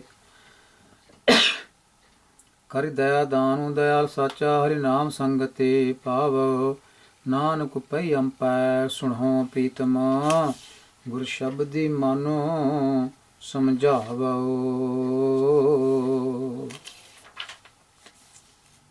ਨਾਨਕ ਸ਼ਬਦ ਕੱਕੇ ਨੌਕੜ ਹੈ। ਇੱਥੇ ਹੀ ਨਾਨਕ ਕਰਕੇ ਅਰਥ ਨਹੀਂ ਬਣਨਗੇ ਦੇ। ਨਾਨਕ ਪਈ ਅੰਪੈ ਬੇਨਤੀ ਕਰਦਾ ਹੈ। ਪਈ ਅੰਪੈ ਤੋਂ ਭਾਵ ਹੈ ਬੇਨਤੀ ਕਰਦਾ ਹੈ। ਸੁਣੋ ਪ੍ਰੀਤਮ, ਪ੍ਰੀਤਮ ਸ਼ਬਦ ਸੰਬੋਧਨ ਕਾਰਕ ਵਿੱਚ ਹੈ। ਗੁਰ ਸ਼ਬਦੀ ਮਨ ਸਮਝਾਵੋ। ਮੇਰੀ ਬੇਨਤੀ ਸੁਣੋ ਪ੍ਰੀਤਮ ਜੀ, ਮਿਹਰ ਕਰੋ। ਗੁਰੂ ਸ਼ਬਦ ਦੀ, ਗੁਰੂ ਦੇ ਸ਼ਬਦ ਦੇ ਦੁਆਰਾ ਮਨ ਸਮਝਾਵੋ। ਇੱਥੇ ਆਪਣੇ ਤੌਰ ਤੇ ਗੱਲ ਲਈ, ਇਸ ਕਰਕੇ ਸਮਝਾਵੋ ਦਾ ਪਾਠ ਸਮਝਾਵੋ ਹੋਏਗਾ। ਸਮਝਾਵੋ ਚਾਹੇ ਊੜੇ ਨੌਕੜ ਹੁੰਦਾ ਤਾਂ ਵੀ ਸਮਝਾਵੋ ਬਣਨਾ ਸੀ। ਊੜਾ ਖੁੱਲ੍ਹਾ ਹੈ ਤਾਂ ਵੀ ਇਹ ਸਮਝਾਵੋ। ਮਾਤਰਾ ਇੱਕ ਲੰਬੀ ਕੀਤੀ ਹੋਈ ਹੈ। ਕਿਰਿਆ ਜਿਹੜੀ ਫਸਟ ਪਰਸਨ ਦੀ ਹੈ। ਮੇਰੇ ਤੇ ਮਿਹਰ ਕਰੋ ਹੈ ਪ੍ਰੀਤਮ ਜੀ, ਗੁਰੂ ਦੇ ਸ਼ਬਦ ਦੁਆਰਾ ਮੈਂ ਮਨ ਨੂੰ ਸਮਝਾਵਾਂ, ਮਨ ਨੂੰ ਮੈਂ ਸਮਝਾਉਂਦਾ ਰਹਾਂ। ਇਕ ਓੰਕਾਰੋ ਸਤਿ ਗੁਰ ਪ੍ਰਸਾਦਿ ਤੁਖਾਰੀ। ਛੰਤ ਮਹਲਾ ਚੌਥਾ। ਸਤਿਗੁਰ ਪ੍ਰਸਾਦ ਦਾ ਪਾਠ ਜਿਹੜਾ ਹੈ ਸੱਤ ਵੱਖਰਾ ਕਰਨਾ ਹੈ, ਗੁਰ ਪ੍ਰਸਾਦ ਹੀ ਵੱਖਰਾ ਹੋਣਾ ਹੈ। ਪ੍ਰਸਾਦ ਹੀ ਦਾ ਪਾਠ ਪ੍ਰਸਾਦ ਰੋਂਗ ਹੈ, 100% ਰੋਂਗ ਹੈ। ਸੱਸਾ ਧੁਨੀ ਹੀ ਇਹਦੀ ਹੁੰਦੀ ਹੈ। ਇਹਦਾ ਮਤਲਬ ਕਿਰਪਾ ਨਾਲ। ਅੰਤਰੀ ਪ੍ਰੀ ਪਿਆਰ ਕਿਉਂ ਪਿਰ ਬਿਨ ਜੀਵਿਆ ਰਾਮ। ਜਬ ਲਗ ਦਰਸ਼ਨ ਹੋਏ ਕਿਉਂ ਅੰਮ੍ਰਿਤ ਪੀਵਿਆ ਰਾਮ। ਜਦੋਂ ਤੱਕ ਪ੍ਰਭੂ ਪਤੀ ਦਾ ਦਰਸ਼ਨ ਨਹੀਂ ਹੁੰਦਾ, ਜਬ ਲਗ ਦਰਸ਼ਨ ਹੋਏ ਮਾਲਕ ਦਾ ਜਦੋਂ ਤੱਕ ਦਰਸ਼ਨ ਨਹੀਂ ਹੁੰਦਾ, ਕਿਉਂ ਅੰਮ੍ਰਿਤ ਪੀਵਿਆ ਰਾਮ। ਤੇ ਉਦੋਂ ਤੱਕ ਨਾਮ ਜਲ ਜਿਹੜਾ ਹੈ ਪੀਤਾ ਨਹੀਂ ਜਾ ਸਕਦਾ। ਕਿਉਂ ਅੰਮ੍ਰਿਤੋ ਪੀਵਿਆ ਰਾਮ। ਕਿਉਂ ਅੰਮ੍ਰਿਤੋ ਪੀਵਿਆ ਹਰਿ ਬੇਨੋ ਜੀਵਿਆ। ਤਿਸ ਬਿਨ ਰਹੋ ਨ ਜਾਏ ਅੰਧਨ ਪ੍ਰਿਓ ਪ੍ਰਿਓ ਕਰੇ ਦਿਨ ਰਾਤੀ। ਫਿਰ ਬਿਨ ਪਿਆਸ ਨ ਜਾਏ। ਪ੍ਰਿਓ ਪ੍ਰਿਓ ਦਾ ਪਾਠ ਪਿਰਿਓ ਪਿਰਿਓ ਰੋਂਗ ਹੋਏਗਾ। ਪੱਪੇ ਨੂੰ ਸਿਆਰ ਨਹੀਂ ਬੋਲਣੀ, ਰਾਰੇ ਨੂੰ ਬੋਲਣੀ ਹੈ, ਫਰਕ ਇੰਨਾ ਹੀ ਆ। ਪ੍ਰਿਓ ਪ੍ਰਿਓ ਊੜੇ ਨੌਕੜ ਕਰਨਾ ਹੈ। ਊੜੇ ਦਾ ਊੜਾ ਖੁੱਲਾ ਨਹੀਂ ਕਰਨਾ। ਪ੍ਰਿਓ ਪ੍ਰਿਓ ਨਹੀਂ ਕਰਨਾ। ਪ੍ਰਿਓ ਪ੍ਰਿਓ ਪ੍ਰਿਓ ਪ੍ਰਿਓ ਲਾਈਕ ਦੈਟ ਪਾਠ ਹੋਏਗਾ। ਊੜੇ ਨੌਕੜ ਹੈ। ਅਨ ਦੇਨੋ ਪ੍ਰਿਓ ਪ੍ਰਿਓ ਕਰੇ ਦਿਨ ਰਾਤੀ। ਫਿਰ ਮੈਨੂੰ ਪਿਆਸ ਨਾ ਜਾਏ। ਆਪਣੀ ਕਿਰਪਾ ਕਰੋ ਹਰਿ ਪਿਆਰੇ। ਹਰੀ ਹਰੀ ਹਰੀ ਹਰੀ ਨਾਮ ਸਦ ਸਾਰਿਆ। ਗੁਰ ਕੈ ਸ਼ਬਦੀ ਮਿਲਿਆ ਮੈਂ ਪ੍ਰੀਤਮ। ਗੁਰ ਸਤਿਗੁਰ ਬਿਟਹੁ ਵਾਰਿਆ। ਹਰਿ ਨਾਮ ਸਦ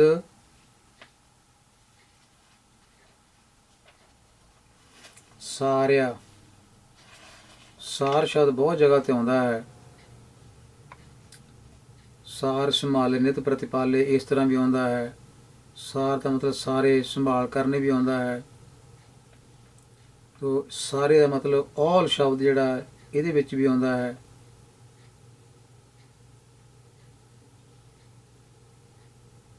ਇੱਥੇ ਵੀ ਸਾਰੇ ਦਾ ਮਤਲਬ ਜਿਹੜਾ ਹੈ ਉਹ ਹੈ ਸੰਭਾਲਿਆ, ਭਾਵ ਯਾਦ ਕੀਤਾ। ਗੁਰ ਕੈ ਸ਼ਬਦ ਹੀ ਮਿਲਿਆ ਮੈਂ ਪ੍ਰੀਤਮ। ਹੁਣ ਸਤਿਗੁਰ ਬਿਟੋਂ ਵਾਰਿਆ। ਆਪਣੀ ਕਿਰਪਾ ਕਰੋ ਹਰਿ ਪਿਆਰੇ। ਹਰੀ ਹਰੀ ਨਾਮ ਸਾਧ ਸਾਰਿਆ। ਸਾਰਿਆ ਮਤਲਬ ਸੰਭਾਲਣਾ, ਯਾਦ ਕਰਨਾ।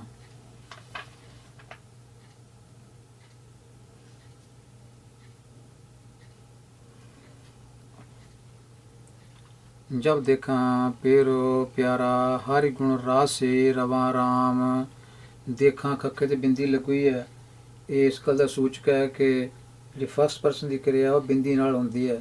ਜੇ ਨਹੀਂ ਵੀ ਕਿਤੇ ਬਿੰਦੀ ਪਾਈ ਹੋਈ ਉੱਥੇ ਬਿੰਦੀ ਨਾਲ ਉਚਾਰਨ ਕੀਤਾ ਜਾ ਸਕਦਾ ਹੈ, ਕਿਉਂਕਿ ਗਾਈਡਲਾਈਨ ਇਸ ਤਰ੍ਹਾਂ ਹੈ। ਭਾਵੇਂ ਇਸ ਤਰ੍ਹਾਂ ਸ਼ਬਦ ਲਿਖਣ ਦਾ ਰਿਵਾਜ ਬਿੰਦੀ ਨਾਲ ਤੇ ਬਿੰਦੀ ਤੋਂ ਬਿਨਾਂ ਵੀ ਸੀ, ਪਰ ਇੱਥੇ ਬਿੰਦੀ ਬੋਲਣ ਨਾਲ ਅਰਥ ਸਪਸ਼ਟ ਹੁੰਦੇ ਹਨ, ਇਸ ਕਰਕੇ ਇੱਥੋਂ ਗਵਾਹੀ ਲਈ ਜਾ ਸਕਦੀ ਹੈ। ਮੇਰੇ ਅੰਤਰੇ ਹੋਏ ਵਿਕਾਸ ਪ੍ਰਿਓ ਪ੍ਰਿਓ ਸਾਚੋ ਨਿਤ ਚਵਾ ਰਾਮ। ਪ੍ਰਿਓ ਚਵਾ ਪਿਆਰੇ ਸ਼ਬਦ ਹੀ ਨਿਸਤਾਰੇ, ਬਿਨ ਦੇਖੇ ਤ੍ਰਿਪਤੀ ਨ ਆਵੇ। ਸ਼ਬਦ ਹੀ ਸ਼ਿੰਗਾਰ ਹੋਵੇ ਨਿਤ ਕਾਮਣੀ, ਹਰਿ ਹਰਿ ਨਾਮ ਧਿਆਵੇ।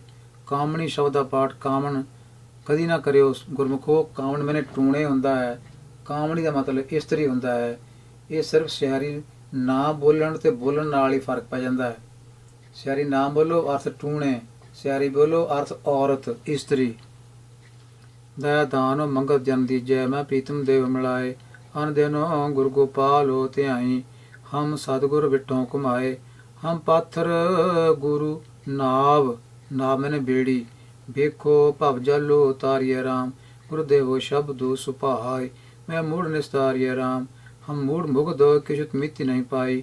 ਤੂੰ ਗਾਮੋ ਵੜ ਜਾਣਿਆ, ਤੂੰ ਆਪ ਹੀ ਦਇਆਲੂ ਦਇਆ ਕਰ ਮੇਲੇ। ਹਮ ਨਿਰਗੁਣੀ ਨਿਮਾਣਿਆ, ਅਨੇਕ ਜਨਮ ਪਾਪ ਕਰ ਭਰਮੇ। ਅਨੇਕ ਜਨਮ ਪਾਪ ਕਰੀ ਭਰਮੇ, ਹੁਣੀ ਤਉ ਸ਼ਰਨਾਗਤ ਆਏ। ਦਇਆ ਕਰਹੋ ਰਖ ਲੈ ਬਹੋ ਹਰੀ ਜੀਵ, ਹਮ ਲਾਗਾਂ ਸਤਿਗੁਰ ਪਾਏ। ਸੋ ਲਾਗਾਂ ਦਾ ਪਾਠ ਲਾਗੇ ਨਹੀਂ ਹੋਏਗਾ, ਨਾ ਗੱਗੇ ਨੂੰ ਲਾਮ ਹੈ ਨਾ ਤੁਲਾਮ ਹੈ, ਕੁਝ ਵੀ ਨਹੀਂ ਹੈ। ਤਿੰਨੇ ਮੁਕਤਾ ਅੱਖਰ ਹਨ, ਦੋਵੇਂ ਮੁਕਤਾ ਅੱਖਰਾਂ ਮਗਰਲੇ ਵੈਸੇ ਗੱਗਾ ਗਾਹ ਬਣੇਗਾ ਲਾ ਗਾਹ। ਲਾਗਹੀਂ ਪਾਠ ਜਦੋਂ ਹੁੰਦਾ ਹੈ ਹਾਏ ਨੂੰ ਸਿਆਰੀ ਹੁੰਦੀ ਹੈ, ਉਦੋਂ ਲਾਗਹੀਂ ਇਹ ਥਰਡ ਪਰਸਨ ਦੀ ਕਿਰਿਆ ਹੁੰਦੀ ਹੈ, ਪਰ ਇੱਥੇ ਹਮ ਲਿਖਿਆ ਮੋਰੇ ਦੀ ਫਸਟ ਪਰਸਨ ਦੀ ਕਿਰਿਆ। ਗੁਰ ਪਾਰਸ਼ ਹਮ ਲੋ ਮਿਲ ਕੰਚਨ ਹੋਇਆ ਰਾਮ। ਗੁਰ ਪਾਰਸ਼ ਹੈ, ਫਿਲੋਸੋਫਰਸ ਸਟੋਨ ਹੈ, ਗੁਰ ਪਾਰਸ਼ ਹੈ। ਅਸੀਂ ਲੋਹੇ ਦੇ ਬਰਾਬਰ ਹਾਂ, ਗੁਰੂ ਪਾਰਸ਼ ਦੇ ਬਰਾਬਰ ਹੈ, ਅਸੀਂ ਲੋਹੇ ਦੇ ਬਰਾਬਰ ਹਾਂ। ਹਮ ਲੋਹ ਦਾ ਮਤਲਬ ਲੋਹਾ। ਮਿਲੇ ਕੰਚਨ ਨੂੰ ਹੋਇਆ ਆਰਾਮ, ਕੰਚ ਦਾ ਮਤਲਬ ਹੈ ਸੋਨਾ। ਸੋਨਾ ਜਿਹੜਾ ਮਿਲ ਕੇ ਬਣਦਾ ਹੈ, ਗੁਰੂ ਦੀ ਸ਼ਰਨ ਪੈ ਕੇ ਹੀ ਜਿਹੜਾ ਲੋਹੇ ਤੋਂ ਸੋਨਾ ਬਣਦਾ ਹੈ। ਇਹਦਾ ਮਤਲਬ ਸੁੰਦਰ ਕਿਲਾ ਜਿਹੜਾ ਹੈ, ਸਰੀਰ ਰੂਪੀ ਸੁੰਦਰ ਕਿਲਾ, ਇਹ ਬਣਦਾ ਹੈ, ਸੋਨਾ ਬਣ ਜਾਂਦਾ ਹੈ। ਪਾਰਸ਼ ਨੂੰ ਮਿਲ ਕੇ ਜੀਵਨ ਚੰਗਾ ਬਣ ਜਾਂਦਾ ਹੈ। ਜੋਤੀ ਜੋਤ ਮਿਲਾਏ, ਕਾਇਆ ਕਾਇਆ ਗੜ ਸੋਹਿਆ ਰਾਮ। ਸੋ ਕਾਇਆ ਗੜ ਸੋਇਆ ਮਤਲਬ ਸਰੀਰ ਜਿਹੜਾ ਹੈ ਇਹ ਸੋਹਣਾ ਬਣ ਜਾਂਦਾ ਹੈ। ਜੋਤੀ ਜੋਤ ਹੀ ਮਿਲਾਏ, ਪਰਮਾਤਮਾ ਦੀ ਜੋਤ ਵਿੱਚ ਸੁਰਤੀ ਜੋੜ ਕੇ, ਭਾਵ ਸਿਮਰਨ ਕਰਕੇ, ਯਾਦ ਕਰਕੇ, ਆਪਣੀ ਯਾਦਾਂ ਵਿੱਚ ਉਹਨੂੰ ਬਿਠਾ ਕੇ। ਕਾਇਆ ਗੜ ਸੋਇਆ ਮੇਰੇ ਪ੍ਰਮ ਹੋਇਆ, ਕਿਉਂ ਸਾਸੀ ਗ੍ਰਾਸ ਵਿਸਾਰੀਐ। ਅਦ੍ਰਿਸ਼ਟ ਗੋਚਰੋ ਪਕੜਿਆ ਗੁਰ ਸ਼ਬਦੀ, ਸਤਿਗੁਰ ਕੈ ਬਲਿਹਾਰੀਐ। ਸੋ ਉਸ ਨੂੰ ਪਕੜਿਆ ਜਾ ਸਕਦਾ ਹੈ, ਅਦ੍ਰਿਸ਼ਟ ਵੀ ਹੈ, ਅਗੋਚਰ ਵੀ ਹੈ। ਜਿਸ ਤੱਕ ਪਹੁੰਚ ਨਹੀਂ ਹੁੰਦੀ, ਇੰਦਰੇ ਪਹੁੰਚ ਨਹੀਂ ਸਕਦੀ, ਜੇ ਤਾਂ ਉਹਨੂੰ ਅਗੋਚਰ ਕਿਹਾ ਗਿਆ। ਅਦ੍ਰਿਸ਼ਟ ਜਿਹੜਾ ਦੇਖਿਆ ਨਹੀਂ ਜਾ ਸਕਦਾ ਇਹਨਾਂ ਅੱਖਾਂ ਨਾਲ, ਪਰ ਸਤਿਗੁਰ ਕਹਿੰਦੇ ਨੇ ਪਕੜ ਲਿਆ ਉਸ ਨੂੰ। ਪਕੜਿਆ ਕਿੱਦਾਂ? ਗੁਰੂ ਦੇ ਸ਼ਬਦ ਦੁਆਰਾ ਪਕੜ ਲਿਆ ਹੈ ਉਸ ਨੂੰ। ਪਕੜੀਐ, ਸੋ ਪਕੜਿਆ, ਇੱਕ ਪਕੜੀ ਹੁੰਦਾ, ਪਕੜਿਆ। ਪਕੜੀਐ ਪਕੜਨਾ ਚਾਹੀਦਾ, ਪਕੜਿਆ ਪਕੜ ਲਿਆ, ਇਹ ਭੂਤਕਾਲ ਦੀ ਕਿਰਿਆ ਹੋ ਗਈ, ਪਕੜਿਆ।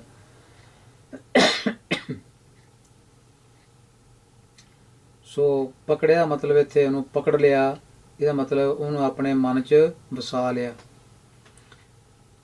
ਹੁਣ ਸਤਿਗੁਰ ਕਹਿ ਬਲਿਹਾਰੀਐ, ਤੋ ਸਤਿਗੁਰ ਤੋਂ ਕੁਰਬਾਨ ਜਿਹਦੇ ਸ਼ਬਦ ਦੁਆਰਾ ਉਹਨੂੰ ਅੰਦਰ ਵਸਾਇਆ। ਸਤਿਗੁਰ ਆਗੇ ਸ਼ੀਸ਼ ਭੇਟ ਦੇਉ, ਜੇ ਸਤਿਗੁਰ ਸਾਚੇ ਭਾਵੈ। ਤੋ ਸਤਿਗੁਰੂ ਅੱਗੇ ਕੀ ਪੇਂਟ ਕਰਨਾ ਹੈ? ਸਿੱਕਾ ਪੇਂਟ ਕਰਨਾ ਹੈ ਕਿ ਸ਼ੀਸ਼ ਪੇਂਟ ਕਰਨਾ ਹੈ? ਦੋ ਚੀਜ਼ਾਂ ਹਨ। ਸ਼ੀਸ਼ ਦਾ ਮਤਲਬ ਸਿੱਕਾ ਹੁੰਦਾ ਹੈ, ਜਿਹਦਾ ਸਿੱਕਾ ਪੇਂਟ ਕਰਨਾ ਹੈ, ਕੋਇਨ ਚੜਾਉਣਾ ਹੈ, ਕੋਈ ਡਾਲਰ ਚੜਾਉਣਾ ਸਿੱਕਾ, ਫਿਰ ਤਾਂ ਇਹਦਾ ਪਾਠ ਕਰੋ ਸ਼ੀਸ਼ ਗੁਰਮੁਖੋ। ਜੇ ਸਿਰ ਪੇਂਟ ਕਰਨਾ ਚਾਹੁੰਦੇ ਆ ਫਿਰ ਉਹਨੂੰ ਸ਼ੀਸ਼ ਪੜ੍ਹੋ, ਸ਼ੀਸ਼ ਪੜ੍ਹਨਾ ਸਿਰ ਪੇਂਟ ਹੋਏਗਾ। ਸੀਸ ਪੜਨਾ ਸਿੱਕਾ ਭੇਂਟ ਹੋਏਗਾ। ਦੋਵੇਂ ਸ਼ਬਦ ਸੰਸਕ੍ਰਿਤ ਭਾਸ਼ਾ ਦੇ ਹਨ। ਜੇ ਨਹੀਂ ਯਕੀਨ ਆਉਂਦਾ ਬਈ ਇਹ ਤਾਂ ਅਸੀਂ ਗੱਲ ਸੁਣੀ ਨਹੀਂ ਕਦੀ, ਤੇ ਜੇ ਨਹੀਂ ਸੁਣੀ ਤਾਂ ਸੁਣ ਲਓ, ਮਹਾਨ ਕੁਛ ਕੱਢੋ, ਉਹਦੇ ਵਿੱਚੋਂ ਸੱਸੇ ਵਾਲੇ ਅੱਖਰ ਕੱਢ ਕੇ ਦੇਖੋ, ਕਿਉਂਕਿ ਅਲਫਾਬੈਟਿਕਲੀ ਲਿਖਿਆ ਆ ਉਹਦੇ ਵਿੱਚ ਤੁਹਾਨੂੰ ਪਤਾ ਲੱਗ ਜਾਏ ਉੱਥੇ ਸੀਸ ਵੀ ਲਿਖਿਆ, ਸ਼ੀਸ਼ ਵੀ ਲਿਖਿਆ। ਹਿੰਮਤ ਕਰੋ, ਮਿਹਨਤ ਕਰੋ। ਉਦਮ ਅੱਗੇ ਲక్ష్ਮੀ ਜਿਉਂ ਪੱਖੇ ਅੱਗੇ ਪਾਉਣ, ਤੇ ਉਦਮ ਕਰਨਾ ਜਿਹੜਾ ਹੈ ਇਹ ਕੋਈ ਚਾਹੁੰਦਾ ਹੀ ਨਹੀਂ। ਸਿੱਖ ਵਿਦਵਾਨਾਂ ਦੀਆਂ ਲਿਖੀਆਂ ਪੁਸਤਕਾਂ, ਭਾਈ ਜੋਗਿੰਦਰ ਸਿੰਘ ਤਲਵਾੜਾ, ਉਹਨਾਂ ਦੀਆਂ ਪੁਸਤਕਾਂ ਬੜੀਆਂ ਸੋਹਣੀਆਂ ਲਿਖੀਆਂ। ਗੁਰਬਾਣੀ ਵਿਆਕਰਨ 2 ਭਾਗਾਂ ਵਿੱਚ ਹੈ, ਉਹਨਾਂ ਨੇ ਲਿਖੀ ਹੈ ਸਰਲ ਗੁਰਬਾਣੀ ਵਿਆਕਰਨ। ਫਿਰ ਗੁਰੂ ਗ੍ਰੰਥ ਸਾਹਿਬ ਪਾਠ ਬੋਧ, ਉਹ 2 ਭਾਗ ਲਿਖੇ ਹਨ। ਦੂਜਾ ਭਾਗ ਵਿੱਚ ਸਾਰੇ ਉਚਾਰਨ ਦੇ ਮਸਲੇ ਹੱਲ ਕੀਤੇ ਹੋਏ ਹਨ। ਇਹ ਪੜ੍ਹਦਾ ਕੋਈ ਨਹੀਂ, ਪਤਾ ਹੀ ਨਹੀਂ ਕਿਸੇ ਨੂੰ ਵੀ ਇਹ ਪੁਸਤਕਾਂ ਲਿਖੀਆਂ ਜਾਂ ਨਹੀਂ ਲਿਖੀਆਂ। ਇਹਨਾਂ ਦੀ ਕੋਈ ਸਰਚ ਨਹੀਂ ਕਰ ਰਿਹਾ, ਪੜ੍ਹਦਾ ਹੀ ਨਹੀਂ ਹੈ। ਫਿਰ ਗੁਰਮੁਖੋ ਮਹਾਨ ਕੋਸ਼ ਲਿਖਿਆ ਹੈ। ਮਹਾਨ ਕੋਸ਼ ਤੋਂ ਬਿਨਾਂ ਉਸ ਗੁਰਮੁਖ ਪਿਆਰੇ ਨੇ ਬਹੁਤ, ਗੁਰਮਤਿ ਮਾਰਤੰਡ, ਗੁਰਮਤਿ ਸੁਧਾਕਰ, ਗੁਰਮਤਿ ਪ੍ਰਭਾਕਰ, ਉਹ ਸਾਰਾ ਨਿਚੋੜ ਇਤਿਹਾਸ ਦਾ ਜੋ ਬ੍ਰਾਹਮਣਵਾਦੀਆਂ ਨੇ ਲਿਖਿਆ ਇਤਿਹਾਸ ਹੈ, ਉਹਨੂੰ ਪੜ੍ਹ ਕੇ ਸਾਰਾ ਗੁਰਮੁਖ ਸੱਜਣ ਨੇ ਆਪਣੇ ਉੱਥੇ ਗੁਰਬਾਣੀ ਦੇ ਅਨੁਸਾਰ ਨਾਲ ਉੱਥੇ ਟਿੱਪਣੀਆਂ ਦਿੱਤੀਆਂ ਹੋਈਆਂ ਹਨ ਵੀ ਆਹ ਗੁਰਮਤਿ ਅਨੁਸਾਰ ਹੈ, ਆਹ ਗੁਰਮਤਿ ਦੇ ਉਲਟ ਹੈ। ਇਹ ਪੜ੍ਹੋਗੇ ਤਾਂ ਪਤਾ ਲੱਗੇਗਾ। ਸੋ ਇਹਨਾਂ ਨੂੰ ਪੜ੍ਹ ਕੇ ਆਪਣੇ ਆਪ ਨੂੰ ਯੋਗ ਬਣਾਓ ਕਿ ਤੁਸੀਂ ਗੁਰਦੁਆਰਿਆਂ ਪ੍ਰਬੰਧ ਕਰਨ ਦੇ ਕਾਬਲ ਹੋ ਗਏ ਹੋ। ਪ੍ਰਬੰਧ ਕਰਨ ਦਾ ਮਤਲਬ ਇਹ ਨਹੀਂ ਹੁੰਦਾ ਕਿ ਚਲੋ ਖੋਲ੍ਹ ਲਿਆ ਟਾਈਮ ਸਿਰ, ਬੰਦ ਕਰਤਾ ਟਾਈਮ ਸਿਰ, ਗ੍ਰੰਥੀ ਰੱਖ ਲਿਆ ਤੇ ਲੋੜ ਮੁਤਾਬਕ ਉਹਨੂੰ ਦਬਕੇ 4 ਮਾਰ ਲੈ। ਜੋ ਸੱਚ ਦੀ ਗੱਲ ਕਰਦਾ ਹੈ ਤਾਂ ਉਹਨੂੰ ਕਮੇਟੀ 'ਚ ਮਤਾ ਪਾਰ ਕੇ ਬਾਹਰ ਕੱਢ ਦਿਓ ਤੇ ਹੋਰ ਰੱਖ ਲਓ। ਇਹ ਨਹੀਂ ਪ੍ਰਬੰਧ ਹੁੰਦਾ। ਪ੍ਰਬੰਧ ਹੁੰਦਾ ਗੁਰਮਤਿ ਦਾ ਪ੍ਰਚਾਰ ਕਰਨਾ। ਇਹ ਵੱਡਾ ਜ਼ਿੰਮਾ ਹੁੰਦਾ ਜਿਹੜੇ ਪ੍ਰਬੰਧਕ ਹੁੰਦੇ ਹਨ। ਜੇ ਪ੍ਰਚਾਰ ਨਹੀਂ ਹੋ ਰਿਹਾ, ਆਪ ਹੀ ਪ੍ਰਚਾਰ ਨੂੰ ਫੋਲੋ ਨਹੀਂ ਕਰ ਰਿਹਾ ਗੁਰੂ ਗ੍ਰੰਥ ਸਾਹਿਬ ਦੀ ਬਾਣੀ ਨੂੰ, ਤੇ ਪ੍ਰਬੰਧਕ ਬਣ ਕੇ ਜਿਹੜੀ ਸੰਗਤ ਆਉਂਦੀ ਹੈ ਉਹਨਾਂ ਤੇ ਕੀ ਅਸਰ ਪਏਗਾ, ਇਹ ਤੁਸੀਂ ਆਪ ਸੋਚ ਸਕਦੇ ਆ। ਤੇ ਇਸ ਕਰਕੇ ਸਤਿਗੁਰ ਆਗਿਆ ਸ਼ੀਸ਼ ਭੇਂਟ ਕਰਨਾ ਹੈ ਤਾਂ ਸ਼ੀਸ਼ ਪੜੋ, ਜੇ ਸਿੱਕਾ ਭੇਂਟ ਕਰਨਾ ਫਿਰ ਉਹਨੂੰ ਸੀਸ ਪੜੋ। ਅਸਲ 'ਚ ਲਿਖਿਆ ਜਿਹੜਾ ਆ, ਕਿਉਂਕਿ ਗੁਰੂ ਨੂੰ ਸਿੱਕੇ ਨਹੀਂ ਭੇਂਟ ਹੁੰਦੇ, ਗੁਰੂ ਨੂੰ ਸਿਰ ਭੇਂਟ ਹੁੰਦਾ ਹੈ, ਸ਼ੀਸ਼ ਭੇਂਟ ਹੁੰਦਾ ਹੈ। ਜੇ ਸਤਿਗੁਰ ਸਾਚੇ ਭਾਵੈ, ਆਪੇ ਦਇਆ ਕਰੋ ਪ੍ਰਭ ਦਾਤੇ, ਨਾਨਕ ਅੰਕੀ ਸਮਾਵੈ। ਤੁਸੀਂ ਗੁਰੂ ਦਰ ਤੋਂ ਕੁਛ ਲੈਣਾ ਹੈ ਤਾਂ ਤਨ ਮਨ ਧਨ ਸਭ ਸੌਂਪ ਗੁਰ ਕੋ ਹੁਕਮੇ ਮੰਨਿਆ ਪਾਈਐ। ਇਹ ਭੇਂਟ ਕਰਨਾ ਪੈਂਦਾ ਹੈ, ਸਿੱਕਿਆਂ ਦੀ ਗੱਲ ਨਹੀਂ ਕੀਤੀ ਸਤਿਗੁਰੂ ਨੇ। ਤੁਖਾਰੀ ਮਹਲਾ ਚੌਥਾ।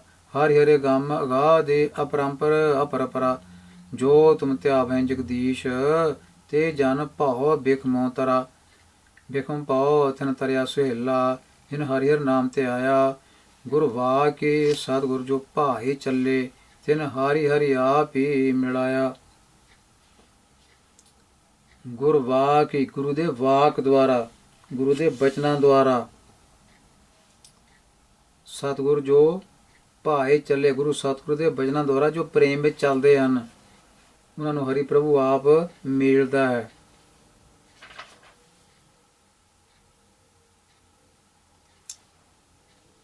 ਜੋਤੀ ਜੋਤਿ ਮਿਲੀ, ਜੋਤੀ ਜੋਤ ਮਿਲੀ, ਜੋਤਿ ਸਮਾਣੀ, ਹਾਰੀ ਕਿਰਪਾ ਕਰੀ ਧਰਣੀ ਧਰਾ। ਧਰਣੀ ਧਰਾ ਜੋ ਧਰਤੀ ਦਾ ਸਹਾਰਾ ਹੈ। ਹਾਰੀ ਹਰੇ ਗਮ ਅਗਾਧਿ ਅਪਰੰਪਰ ਅਪਰਪਰਾ, ਅਗਾਧ ਹੈ ਜਿਹਦੀ ਕੋਈ ਥਾਂ ਨਹੀਂ ਪਾਈ ਜਾ ਸਕਦੀ, ਜਿਹਨੂੰ ਗਾਇਆ ਨਹੀਂ ਜਾ ਸਕਦਾ। ਅਪਰੰਪਰ ਜਿਹੜਾ ਪਰੇ ਤੋਂ ਪਰੇ ਹੈ।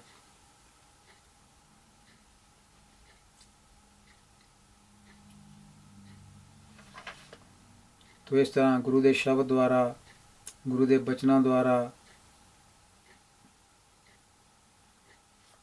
ਪ੍ਰਭੂ ਪਾਤਸ਼ਾਹ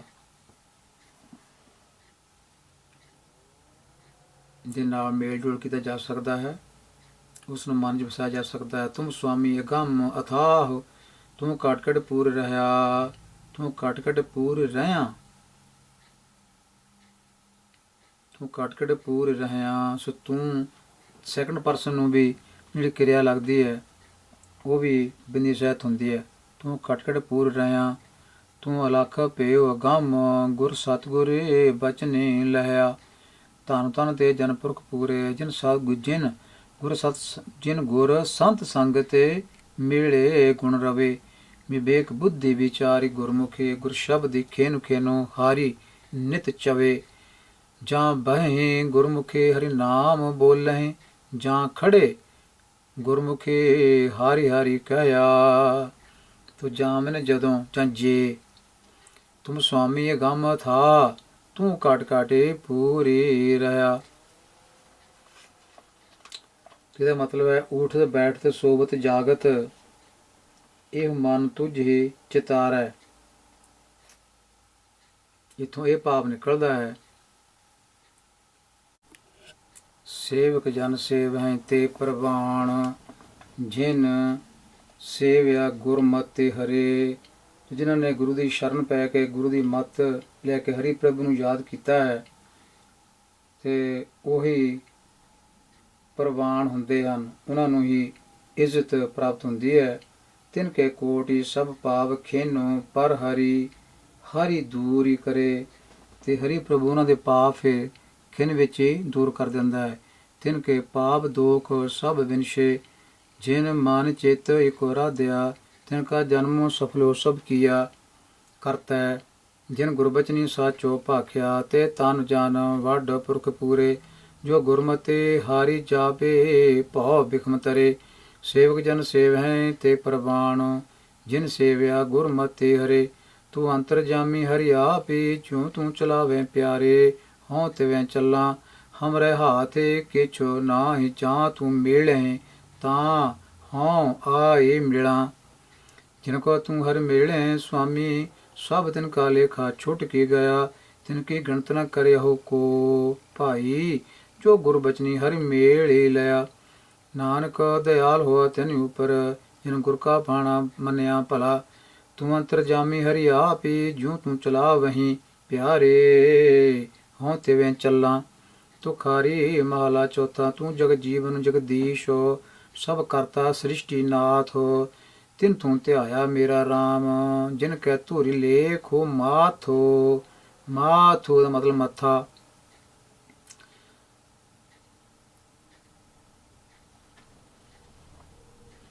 ਜਿਨ ਕੋ ਧੋਰੇ ਹਰਿ ਲਿਖਿਆ ਸੁਆਮੀ, ਤਿਨ ਹਾਰੀ ਹਰਿ ਨਾਮ ਅਰਾਧਿਆ।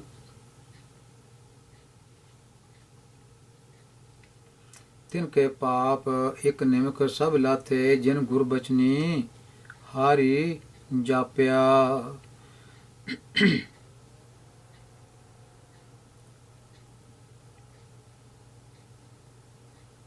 ਧਨ ਧਨ ਤੇ ਜਨ ਜਿਨ ਹਰਿ ਨਾਮ ਜਪਿਆ। ਤਿਨ ਦੇਖੇ ਹੋਂ ਭਇਆ ਸਨਾਥ। ਤੂੰ ਜਗ ਜੀਵਨ ਜਗਦੀਸ਼, ਸਭ ਕਰਤਾ ਸ੍ਰਿਸ਼ਟੀ ਨਾਥ। ਤੂੰ ਜਲ ਥਾਲੇ ਮਈਲ ਭਰਪੂਰੇ, ਸਭ ਉਪਰ ਸਾਚ ਤਣੀ। ਜਿਨ ਜਪਿਆ ਹਾਰੀ ਮਨ ਚੀਤੇ, ਹਾਰੀ ਮਨ ਚੀਤੇ। ਹਾਰੀ ਜਾਪੇ ਜਾਪੇ ਮੁਕਤੋ ਘਣੀ, ਜਿਨ ਜਪਿਆ ਹਾਰੀ ਤੇ ਮੁਕਤ ਪ੍ਰਾਣੀ। ਤਿਨ ਕੇ ਉਜਲ ਮੁਖ ਹਰਿ ਦੁਆਰੀ, ਓਈ ਹਲਾਤੇ ਪਲਾਤੇ ਜਨ ਭਏ ਸੁਹੇਲੇ। ਹਰਿ ਰਾਖੀ ਲੀਏ ਰਖਨ ਹਾਰੀ।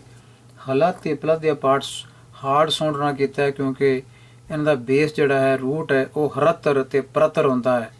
ਇਹ ਲੋਕ ਤੇ ਪਰਲੋਕ। ਹਰਿ ਸੰਤ ਸੰਗਤ ਜਨ ਸੁਣੋ ਭਾਈ, ਗੁਰਮੁਖੇ ਹਰਿ ਸੇਵਾ ਸਫਲ ਬਣੀ। ਤੂੰ ਜਾਲੇ ਥਾਲੇ ਮਹੀਲੇ ਭਰਪੂਰੀ, ਸਭ ਉਪਰਿ ਸਾਚ ਉਤਣੀ। ਤੂੰ ਥਾਂ ਥਨੰਤਰੀ ਹਰਿ ਏਕੋ ਏਕ ਰਵਿਆ। ਵਾਣੀ ਤ੍ਰਿਣੀ ਤ੍ਰਿਭਵਣੀ, ਸਭ ਸ੍ਰਿਸ਼ਟੀ ਮੁਖੇ ਹਰਿ ਹਰਿ ਨਾਮ ਚਵਿਆ। ਸੋ ਬਨਸਪਤੀ ਨੇ, ਜੰਗਲਾਂ ਨੇ, ਸਾਰੇ ਤ੍ਰਿਭਵਨ ਨੇ, ਸ੍ਰਿਸ਼ਟੀ ਨੇ ਉਹਦਾ ਨਾਮ ਚਵਿਆ ਵਨ ਜਪਿਆ। ਸਭ ਵੀ ਚਵਹਿ ਹਰਿ ਹਰਿ ਨਾਮ ਕਰਤੇ, ਸੰਖ ਅਗਣਤ ਹਰਿ ਧਿਆਵੈ। ਸੋ ਧਨ ਧਨ ਹਰਿ ਸੰਤ ਸਾਧੂ, ਜੋ ਹਰਿ ਪ੍ਰਭ ਕਰਤੇ ਭਾਵੈ। ਸੋ ਸਫਲ ਹੋ ਦਰਸ਼ਨ ਦੇਹੋ ਕਰਤੇ, ਜਿਸ ਹਰਿ ਹਿਰਦੈ ਨਾਮ ਸਾਧ ਚਵਿਆ। ਤੂੰ ਥਾਨ ਥਨੰਤਰੇ ਹਰਿ ਏਕੋ ਏਕੋ ਰਵਿਆ। ਤੇਰੀ ਭਗਤੀ ਭੰਡਾਰ ਸੰਖ, ਜਿਸ ਤੂੰ ਦੇਵੈ ਮੇਰੇ ਸੁਆਮੀ ਤਿਸ ਮਿਲੈ। ਜਿਸ ਕਾ ਮਸਤਕ ਗੁਰ ਹਾਥ, ਤੇ ਸੋ ਹਿਰਦੈ ਹਰਿ ਗੁਣ ਟਿਕੈ। ਹਰੀ ਦੇ ਗੁਣ ਟਿਕਦੇ ਹਨ ਉਹਦੇ ਹਿਰਦੇ ਵਿੱਚ, ਜਿਹਦੇ ਮੱਥੇ ਤੇ ਗੁਰੂ ਦਾ ਹੱਥ ਹੁੰਦਾ ਹੈ, ਕਿਰਪਾ ਹੁੰਦੀ ਹੈ। ਹਰਿ ਗੁਣ ਹਿਰਦੈ ਟਿਕੈ ਤਿਸ ਕੈ, ਜਿਸ ਅੰਤਰੇ ਭਉ ਭਾਵਨੀ ਹੋਈ। ਬਿनु ਭੈ ਕਿਨ ਨ ਪ੍ਰੇਮ ਪਾਇਆ, ਬਿनु ਭੈ ਪਾਰੀ ਨ ਉਤਰਿਆ ਕੋਈ। ਭਾਉ ਭਾਉ ਪ੍ਰੀਤਿ ਨਾਨਕ ਤਿਸ ਹੀ ਲਾਗੈ, ਜਿਸ ਤੂੰ ਆਪਣੀ ਕਿਰਪਾ ਕਰਹੀਂ। ਤੇਰੀ ਭਗਤੀ ਭੰਡਾਰ ਅਸੰਖ, ਜਿਸ ਤੂੰ ਦੇਵੈ ਮੇਰੇ ਸੁਆਮੀ ਤਿਸ ਮਿਲਹੀਂ। ਤੁਖਾਰੀ ਮਹਲਾ ਚੌਥਾ। ਨਾਵਣੋ ਪੁਰਬ ਵੀਚ, ਗੁਰ ਸਤਿਗੁਰ ਦਰਸ਼ ਭਇਆ। ਨਾਵਣ ਦਾ ਮਤਲਬ ਹੈ ਇਸ਼ਨਾਨ, ਤੀਰਥ ਇਸ਼ਨਾਨ। ਕਰਤਾ ਕਾਰਕ ਇੱਕ ਵਚਨ ਵਿੱਚ ਹੈ। ਇਹ ਨਾਮ ਸ਼ਬਦ ਹੈ, ਨਾਉਨ ਹੈ, ਸਿੰਗੂਲਰ ਨੰਬਰ ਹੈ। ਇਹਦਾ ਮਤਲਬ ਤੀਰਥ ਇਸ਼ਨਾਨ। ਨਾਵਣ ਪੁਰਬ ਅਭੀਚ, ਅਭੀਚ ਦਾ ਮਤਲਬ ਅਭੀਚ ਨਛੱਤਰ ਵਾਲਾ ਜਿਹੜਾ ਪਵਿੱਤਰ ਦਿਨ ਮੰਨਿਆ ਗਿਆ ਹੈ। ਚਾਨਣੇ ਪੱਖ ਦੀ ਪਹਿਲੀ ਪੂਰਨਮਾਸ਼ੀ, ਜਿਸ ਨੂੰ ਹਿੰਦੂ ਮਤ ਅਨੁਸਾਰ ਇਹ ਪਵਿੱਤਰ ਦਿਨ ਮੰਨਿਆ ਗਿਆ ਹੈ। ਅਤੇ ਇਹ ਮਿੱਥ ਇਹ ਹੈ ਇਹਦੇ ਪਿੱਛੇ ਕਿ ਜਿਹੜਾ ਇਸ ਦਿਨ 'ਤੇ ਇਸ਼ਨਾਨ ਕਰਨ ਜਾਂਦਾ ਹੈ, ਤੀਰਥ ਇਸ਼ਨਾਨ ਕਰਨ ਜਾਂਦਾ ਹੈ, ਉਹ ਆਪਣੇ ਵੈਰੀਆਂ ਉੱਤੇ ਜਿੱਤ ਪ੍ਰਾਪਤ ਕਰ ਲੈਂਦਾ ਹੈ। ਸੋ ਇਹ ਮਿੱਥ ਦੇ ਪਿੱਛੇ ਚੱਲ ਰਹੀ ਹੈ। ਪਰ ਧੰਨ ਗੁਰੂ ਰਾਮਦਾਸ ਪਾਤਸ਼ਾਹ ਜੀ ਨੇ ਇਸ ਮਿੱਥ ਨੂੰ ਇੱਥੇ ਖੋਲ੍ਹਣ ਦਾ ਯਤਨ ਕੀਤਾ ਹੈ। ਖੋਲ੍ਹਿਆ ਗਿਆ ਹੈ ਕਿ ਇਹ ਮਿੱਥ ਜਿਹੜੀ ਹੈ ਇਹ ਸਿੱਖੀ ਵਿੱਚ ਕਿਵੇਂ ਲਿਆਉਣਾ ਇਸ ਨੂੰ। ਸਤਿਗੁਰੂ ਜੀ ਨੇ ਕਿਹਾ ਕਿ ਨਾਵਣ ਪੁਰਬ ਵੀਚ ਕੀ ਹੈ, ਅਵੀਚ ਪੁਰਬ ਦਾ ਇਸ਼ਨਾਨ ਕੀ ਹੈ। ਗੁਰ ਸਤਿਗੁਰ ਦਰਸ਼ ਭਇਆ, ਗੁਰੂ ਦਾ ਸਤਿਗੁਰੂ ਦਾ ਦਰਸ਼ ਹੋ ਜਾਣਾ, ਦਰਸ਼ਨ ਹੋ ਜਾਣਾ, ਇਹ ਹੈ ਸਿੱਖੀ ਵਿੱਚ ਅਵੀਚ ਪੁਰਬ ਦੇ ਉੱਤੇ ਤੀਰਥਾਂ 'ਤੇ ਜਾ ਕੇ ਇਸ਼ਨਾਨ ਕਰਨਾ। ਇਸ ਦਾ ਮਤਲਬ ਗੁਰੂ ਦਾ ਦਰਸ਼ਨ ਕਰ ਲੈਣਾ ਹੀ ਅਵੀਚ ਨਛੱਤਰ ਦੇ ਪੁਰਬ ਉੱਤੇ ਤੀਰਥਾਂ 'ਤੇ ਜਾ ਕੇ ਕੀਤਾ ਗਿਆ ਇਸ਼ਨਾਨ ਹੈ। ਇਹ ਹੈ ਸਿੱਖੀ ਵਿੱਚ ਅਵੀਚ ਪੁਰਬ ਦੀ ਡੈਫੀਨੇਸ਼ਨ। ਦੁਰਮਿਤ ਮੈਲ ਹਰੀ, ਅਗਿਆਨ ਅੰਧੇਰ ਗਿਆ। ਗੁਰ ਦਰਸ਼ ਪਾਇਆ, ਗਿਆਨ ਗਵਾਇਆ। ਅੰਤਰ ਜੋਤਿ ਪ੍ਰਗਾਸ਼ੀ, ਜਨਮ ਮਰਨ ਦੁਖਿਨ ਮੈਂ ਬਿਨਸ਼ੇ। ਹਰਿ ਪਾਇਆ ਪ੍ਰਭੂ ਵਿਨਾਸ਼ੀ, ਹਰਿ ਆਪ ਹੀ ਕਰਤਾ ਪੁਰਬ ਕੀਆ। ਸਤਿਗੁਰੂ ਕੁਲ ਖੇਤਿ ਨਾਵਣੀ ਗਿਆ। ਨਾਵਣੂ ਪੁਰਬ ਵੀਚੋ, ਗੁਰ ਸਤਿਗੁਰ ਦਰਸ਼ ਭਇਆ। ਸੋ ਇੱਥੇ ਨਾਵਣੂ ਅਤੇ ਨਾਵਣੀ ਇਹ ਸ਼ਬਦ ਦੋ ਤਰ੍ਹਾਂ ਆਇਆ ਹੈ। ਨਾਵਣੂ ਸ਼ਬਦ ਜਿਹੜਾ ਹੈ ਇਹ ਕਰਤਾ ਕਾਰਕ ਇੱਕ ਵਚਨ ਵਿੱਚ ਸੀ, ਨਾਣੇ ਨੌਕੜ ਵਾਲਾ। ਇੱਥੇ ਹੈ ਨਾਣੇ ਹੁਸ਼ਿਆਰੀ ਵਾਲਾ। ਹਰੀ ਆਪ ਹੀ ਕਰਤਾ ਪੁਰਬ ਕੀਆ, ਸਤਿਗੁਰੂ ਕੁਲ ਖੇਤੀ ਨਾਵਣੀ ਗਿਆ। ਸੋ ਨਾਵਣੀ ਗਿਆ ਦਾ ਮਤਲਬ ਕੁਲ ਖੇਤ, ਨਾਵਣੀ ਮਤਲਬ ਕੁਲ ਖੇਤ ਤੇ ਤੀਰਥ ਇਸ਼ਨਾਨ ਸਮੇਂ। ਇਹਦਾ ਮਤਲਬ ਇਹ ਹੈ। ਚੌਥੇ ਪਾਤਸ਼ਾਹ ਜੀ ਦੀ ਬਾਣੀ ਹੈ, ਉਹਨਾਂ ਨੇ ਇੱਥੇ ਇਹ ਲਿਖਿਆ ਹੈ ਕਿ ਧੰਨ ਗੁਰੂ ਅਮਰਦਾਸ ਪਾਤਸ਼ਾਹ ਅਬੀਚ ਪੁਰਬ, ਅਬੀਜ ਨਛੱਤਰ ਵਾਲੇ ਪੁਰਬ ਤੇ ਤੀਰਥ ਇਸ਼ਨਾਨ ਸਮੇਂ ਕੁਲਖੇਤ ਗਏ।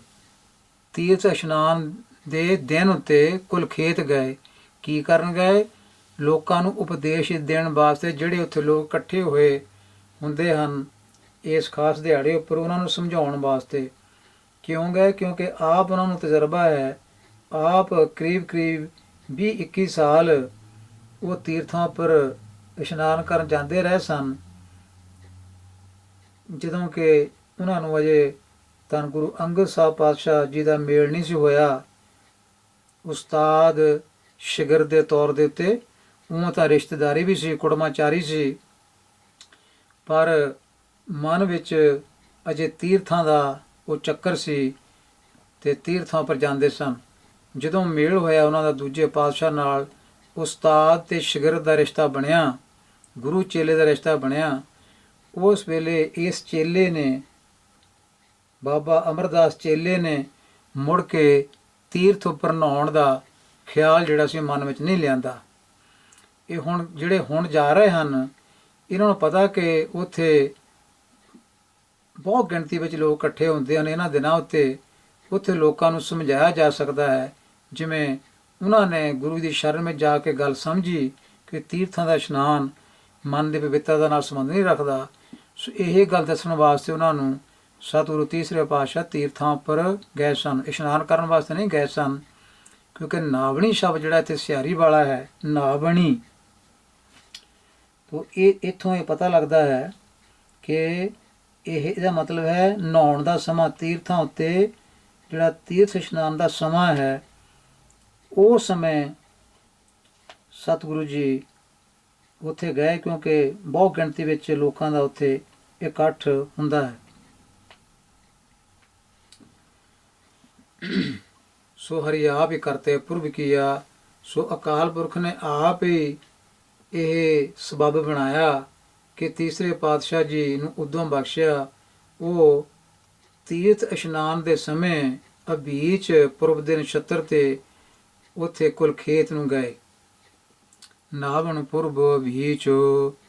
ਸੋ ਅਬੀਚ ਨਛੱਤਰ ਦਾ ਜਿਹੜਾ ਤੀਰਥ ਇਸ਼ਨਾਨ ਕੀ ਹੈ? ਗੁਰੂ ਸਤਿਗੁਰ ਦਰਸ਼ ਭਇਆ, ਗੁਰੂ ਦਾ ਦਰਸ਼ਨ ਹੋ ਜਾਣਾ। ਇਹ ਹੈ ਅਬੀਜ ਨਛੱਤਰ ਉੱਤੇ ਤੀਰਥ ਉੱਪਰ ਜਾ ਕੇ, ਕੁਲਖੇਤ ਕੁਰੂਕਸ਼ੇਤਰ ਉੱਪਰ ਜਾ ਕੇ ਇਸ਼ਨਾਨ ਕਰਨਾ। ਗੁਰੂ ਦਾ ਦਰਸ਼ਨ ਹੀ ਇਸ਼ਨਾਨ ਹੈ। ਤੋ ਗੁਰਮੁਖੋ, ਇਹ ਹੈ ਗੁਰੂ ਗ੍ਰੰਥ ਸਾਹਿਬ ਜੀ ਦੀ ਅਗਵਾਈ। ਗੁਰ ਅਤੇ ਸਤਿਗੁਰ ਸ਼ਬਦ ਇੱਥੇ ਸੰਬੰਧ ਕਾਰਕ ਵਿੱਚ ਹਨ। ਗੁਰ, ਸਤਿਗੁਰ, ਦਰਸ਼ੂ। ਇਹਦਾ ਮਤਲਬ ਗੁਰੂ ਦਾ ਦਰਸ਼, ਸਤਿਗੁਰ ਦਾ ਦਰਸ਼, ਗੁਰੂ ਸਤਿਗੁਰ ਦਾ ਦਰਸ਼ਨ ਹੋ ਜਾਣਾ। ਇਹੀ ਅਬੀਜ ਨਛੱਤਰ ਉੱਤੇ, ਅਬੀਜ ਪੁਰਬ ਤੇ ਜਾ ਕੇ ਇਸ਼ਨਾਨ ਕਰਨ ਦੇ ਬਰਾਬਰ ਹੈ। ਇਹ ਹੈ ਗੁਰਮਤਿ ਮਾਰਗ।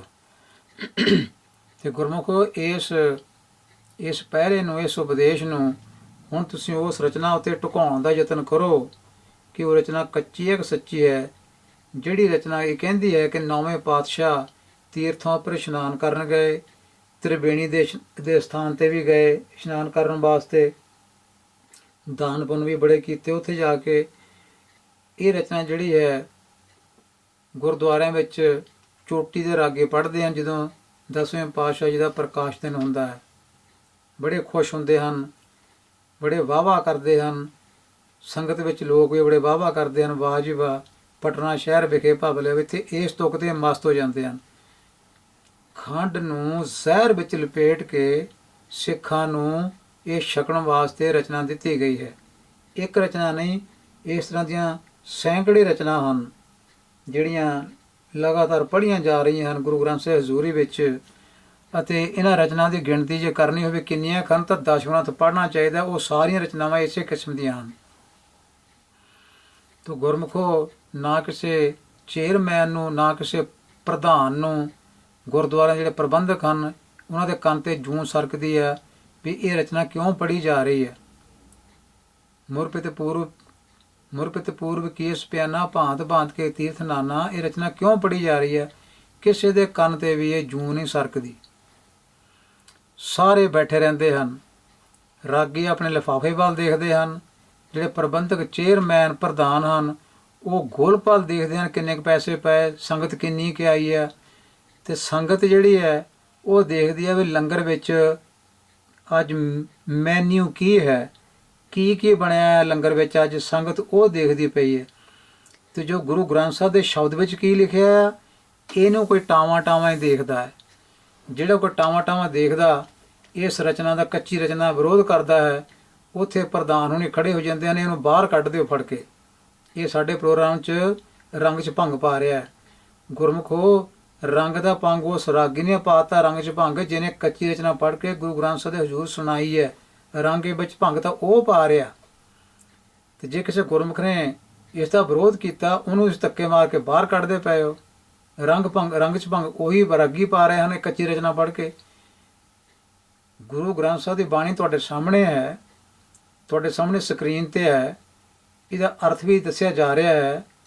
ਜੇ ਸ਼ੱਕ ਹੈ ਤਾਂ ਪ੍ਰੋਫੈਸਰ ਸਾਹਿਬ ਨੇ ਟੀਕਾ ਲੈ ਕੇ ਉਹ ਪੜ੍ਹ ਸਕਦੇ ਹਾਂ, ਕੋਈ ਹੋਰ ਟੀਕਾ ਲੈ ਕੇ ਪੜ੍ਹ ਸਕਦੇ ਹਾਂ। ਪਤਾ ਲੱਗ ਜਾਏਗਾ ਵੀ ਇੱਥੇ ਗੁਰੂ ਦੇ ਦਰਸ਼ਨਾਂ ਦਾ ਕੀ ਮਤਲਬ ਹੈ। ਗੁਰੂ ਨੂੰ ਤੀਰਥਾਂ ਉੱਪਰ ਭੇਜਣ ਵਾਲੀ ਰਚਨਾ ਜਿਹੜੀ ਕੱਚੀ ਹੈ ਉਹ ਠੀਕ ਹੈ ਕਿ ਗੁਰੂ ਗ੍ਰੰਥ ਸਾਹਿਬ ਦੀ ਬਾਣੀ ਠੀਕ ਹੈ? ਇਹ ਫੈਸਲਾ ਜਿੰਨਾ ਚਿਰ ਨਹੀਂ ਕਰਦੇ ਤੁਸੀਂ, ਉਹਨਾਂ ਚਿਰ ਤੁਸੀਂ ਇਹ ਕੱਚੀਆਂ ਰਚਨਾਵਾਂ ਜਿਹੜੀਆਂ ਪੜ੍ਹਨੋਂ ਨਾ ਤੁਸੀਂ ਰੋਕੋਗੇ ਕਿਸੇ ਨੂੰ, ਤੇ ਨਾ ਤੁਸੀਂ ਰੋਕਣ ਵਾਲੇ ਨੂੰ ਸ਼ਾਬਾਸ਼ ਦਿਓਗੇ। ਇਸ ਕਰਕੇ ਜੁੜੋ ਸ਼ਬਦ ਨਾਲ, ਸ਼ਬਦ ਦਾ ਜਿਹੜਾ ਸੰਦੇਸ਼ ਹੈ ਉਹਨੂੰ ਸਮਝਣ ਦਾ ਯਤਨ ਕਰੋ। ਤੋਤਾ ਰਟਣੀ ਪਾਠ ਇਹਨਾਂ ਵਿੱਚੋਂ ਕੁਝ ਨਹੀਂ ਮਿਲਣਾ। ਅਖੰਡ ਪਾਠ ਵੱਧ ਤੋਂ ਵੱਧ ਕਰਵਾਈ ਜਾਓ, ਗੁਰਦੁਆਰਿਆਂ ਵਿੱਚ ਹੋ ਹੀ ਜਾਣਗੇ, ਹੋ ਹੀ ਜਾ ਰਹੇ ਹਨ, ਪੈਸੇ ਆ ਹੀ ਜਾ ਰਹੇ ਹਨ ਗੋਲਕ ਵਿੱਚ।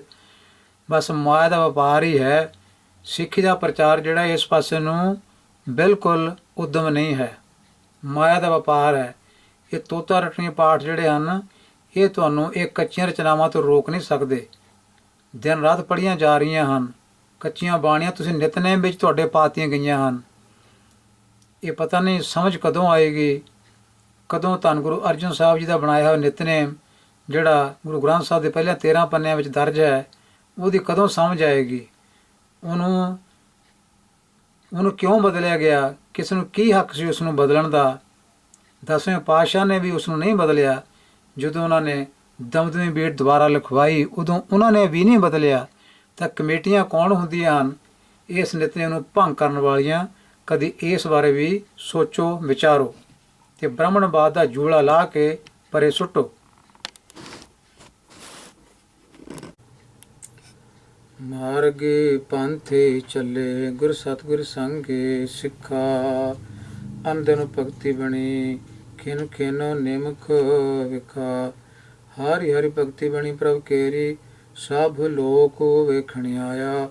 ਜਿਨ ਦਰਸ਼ ਸਤਿਗੁਰ ਗੁਰੂ ਕੀਆ, ਥਿਨ ਹਰਿ ਆਪ ਹੀ ਮਿਲਾਇਆ। ਤੀਰਥ ਉਦਮ ਸਤਿਗੁਰੂ ਕੀਆ, ਸਭ ਲੋਕ ਧਰਣ ਅਰਥਾ। ਮਾਰ ਕੇ ਪੰਥ ਚੱਲੇ, ਗੁਰ ਸਤਿਗੁਰ ਸੰਗੇ ਸਿੱਖਾ। ਤੋ ਇਸ ਤਰ੍ਹਾਂ ਤੀਸਰੇ ਸਤਿਗੁਰੂ ਜਦੋਂ ਲੋਕਾਂ ਨੂੰ ਸਿੱਧੇ ਰਸਤੇ ਪਾਉਣ ਵਾਸਤੇ ਤੀਰਥਾਂ ਉੱਪਰ ਗਏ, ਉਹਨਾਂ ਨਾਲ ਅਨੇਕਾਂ ਸਿੱਖ ਵੀ ਨਾਲ ਉਹਨਾਂ ਦੇ ਸਨ।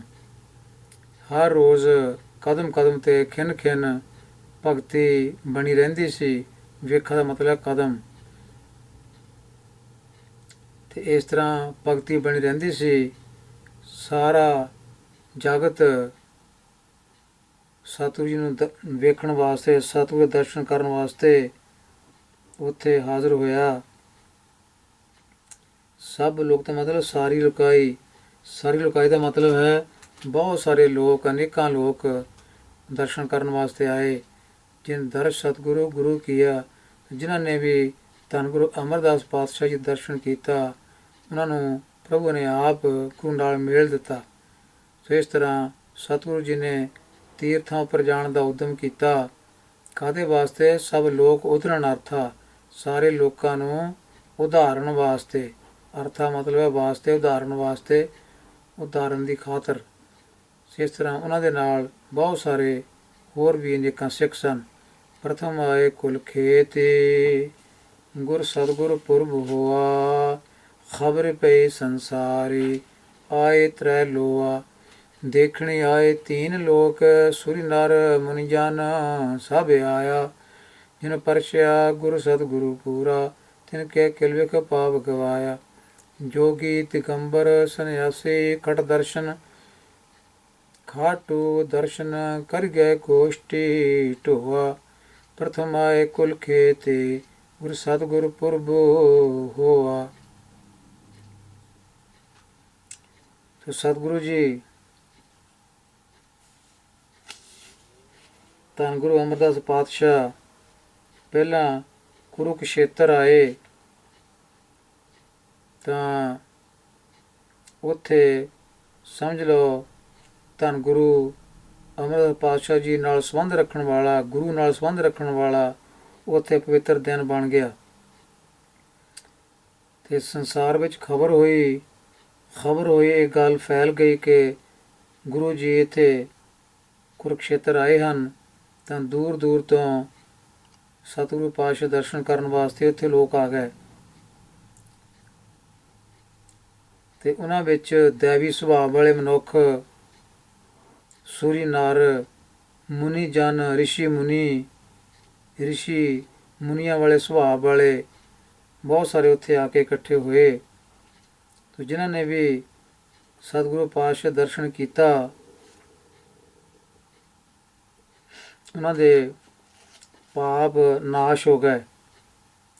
ਇਸ ਤੋਂ ਬਿਨਾਂ ਇਹ ਗੁਰਮੁਖੋ ਜੋਗੀ ਦਿਗੰਬਰ ਸੰਨਿਆਸੀ, ਤੇ ਇਹ ਜਿਹੜਾ ਜੋਗੀ ਦੇ ਵੱਖ-ਵੱਖ ਭੇਖ ਹਨ, ਇਹਨਾਂ ਭੇਖਾਂ ਵਿੱਚੋਂ ਵੀ ਬਹੁਤ ਸਾਰੇ ਜੋਗੀ ਉੱਥੇ, ਜੋਗੀ ਨਾਗੇ ਸੰਨਿਆਸੀ 6 ਭੇਖਾਂ ਦੇ ਸਾਧੂ ਉੱਥੇ ਦਰਸ਼ਨ ਕਰਨ ਵਾਸਤੇ ਸਤਿਗੁਰੂ ਤੀਸਰੇ ਪਾਤਸ਼ਾਹ ਦੇ ਆਏ। 6 ਦਰਸ਼ਨਾਂ ਵਾਲੇ ਜੋਗੀ ਜਿਵੇਂ ਜੰਗਮ, ਜੈਨੀ, ਸੰਨਿਆਸੀ, ਬੈਰਾਗੀ, ਵੈਸ਼ਨੋ ਜੋਗੀ ਆਦਿਕ, 6 ਦਰਸ਼ਨਾਂ ਦੇ 6 ਭੇਖਾਂ ਵਾਲੇ ਉੱਥੇ ਜੋਗੀ ਦਰਸ਼ਨ ਕਰਨ ਵਾਸਤੇ ਆਏ। ਤੇ ਉਹਨਾਂ ਨੇ ਸਤਿਗੁਰੂ ਪਾਤਸ਼ਾਹ ਜੀ ਨਾਲ ਉੱਥੇ ਵਿਚਾਰ ਵਟਾਂਦਰਾ ਕੀਤਾ, ਸ਼ੁਭ ਵਿਚਾਰ ਕੀਤੀ ਉੱਥੇ। ਤੇ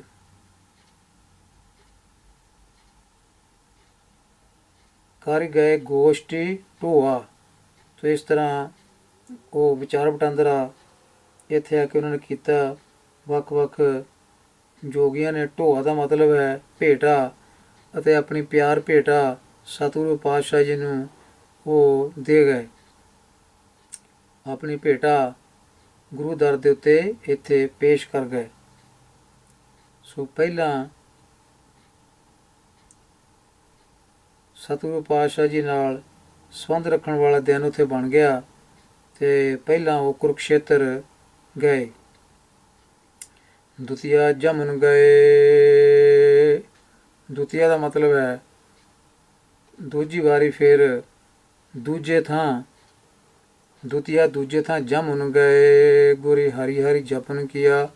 ਜਾ ਗਾਤੀ, ਇਹਦਾ ਪਾਠ ਜਾ ਗਾਤੀ ਮਿਲੇ ਦੇ ਭੇਟ। ਗੁਰੂ ਪਿੱਛੇ ਲੰਘਾਏ ਦੀਆ। ਸਭ ਛੁੱਟੀ ਸਤਿਗੁਰੂ ਪਿੱਛੇ। ਜਿਨ ਹਰਿ ਹਰਿ ਨਾਮ ਤੇ ਆਇਆ। ਗੁਰ ਬਚਨੀ ਮਾਰਗੀ ਜੋ ਪੰਥ ਚਾਲੇ। ਤਿਨ ਜਮ ਜਾ ਗਾਤੀ ਨੇੜ ਨ ਆਇਆ। ਸਭ ਗੁਰੂ ਗੁਰੂ ਜਗਤ ਬੋਲੇ। ਗੁਰ ਕਾ ਨਾਏ ਲੈ ਸਭੇ ਛੁੱਟ ਕੇ ਗਿਆ। ਦੁਤੀਆ ਜਮਨ ਗਏ। ਗੁਰੇ ਹਰਿ ਹਰਿ ਜਪਨੋ ਕੀਆ। ਤੋ ਹੁਣ ਦੂਜੇ ਥਾਂ ਸਤਿਗੁਰੂ ਗਏ। ਉੱਥੋਂ ਫਿਰ ਜਮਨਾ ਨਦੀ ਉੱਪਰ ਸਤਿਗੁਰੂ ਗਏ। ਉੱਥੇ ਫਿਰ ਹਰੀ ਹਰੀ ਜਪਨ ਕੀਆ, ਸਿਮਰਨ ਕੀਤਾ। ਜਾਗਾਤੀ, ਜਾਗਾਤੀ ਮਤਲਬ ਜਿਹੜੇ ਮਸੂਲ ਲੈਣ ਵਾਲੇ ਉੱਥੇ ਬੈਠੇ ਹੁੰਦੇ ਹਨ। ਤੀਰਥਾਂ ਉੱਪਰ ਜਾਣ ਦਾ ਮੁਗਲ ਬਾਦਸ਼ਾਹ ਵੱਲੋਂ ਮਸੂਲ ਲਿਆ ਜਾਂਦਾ ਸੀ, ਟੈਕਸ ਲਿਆ ਜਾਂਦਾ ਸੀ। ਤੋ ਜਗਾਤੀ ਦਾ ਮਤਲਬ ਹੈ ਜਿਹੜੇ ਟੈਕਸ ਉਗਰਾਉਣ ਵਾਲੇ ਸਰਕਾਰੀ ਬੰਦੇ ਉੱਥੇ ਬੈਠੇ ਹੋਏ ਸਨ। ਜਾਗਾਤੀ ਮਿਲੇ ਦੇ ਭੇਟ। ਤੋ ਉਹਨਾਂ ਨੇ ਸਤਿਗੁਰੂ ਜੀ ਅੱਗੇ ਭੇਟਾ ਰੱਖੀ ਅਤੇ ਸਤਿਗੁਰੂ ਜੀ ਨੂੰ ਮਿਲੇ। ਗੁਰ ਪਿੱਛੇ ਲੰਘਾਏ ਦੀਆ। ਸੋ ਜਾਗਾਤੀ ਮਿਲੇ ਦੇ ਭੇਟ ਗੁਰ ਪਿੱਛੇ ਲੰਘਾਏ ਦੀਆ। ਇਹਦਾ ਮਤਲਬ ਹੈ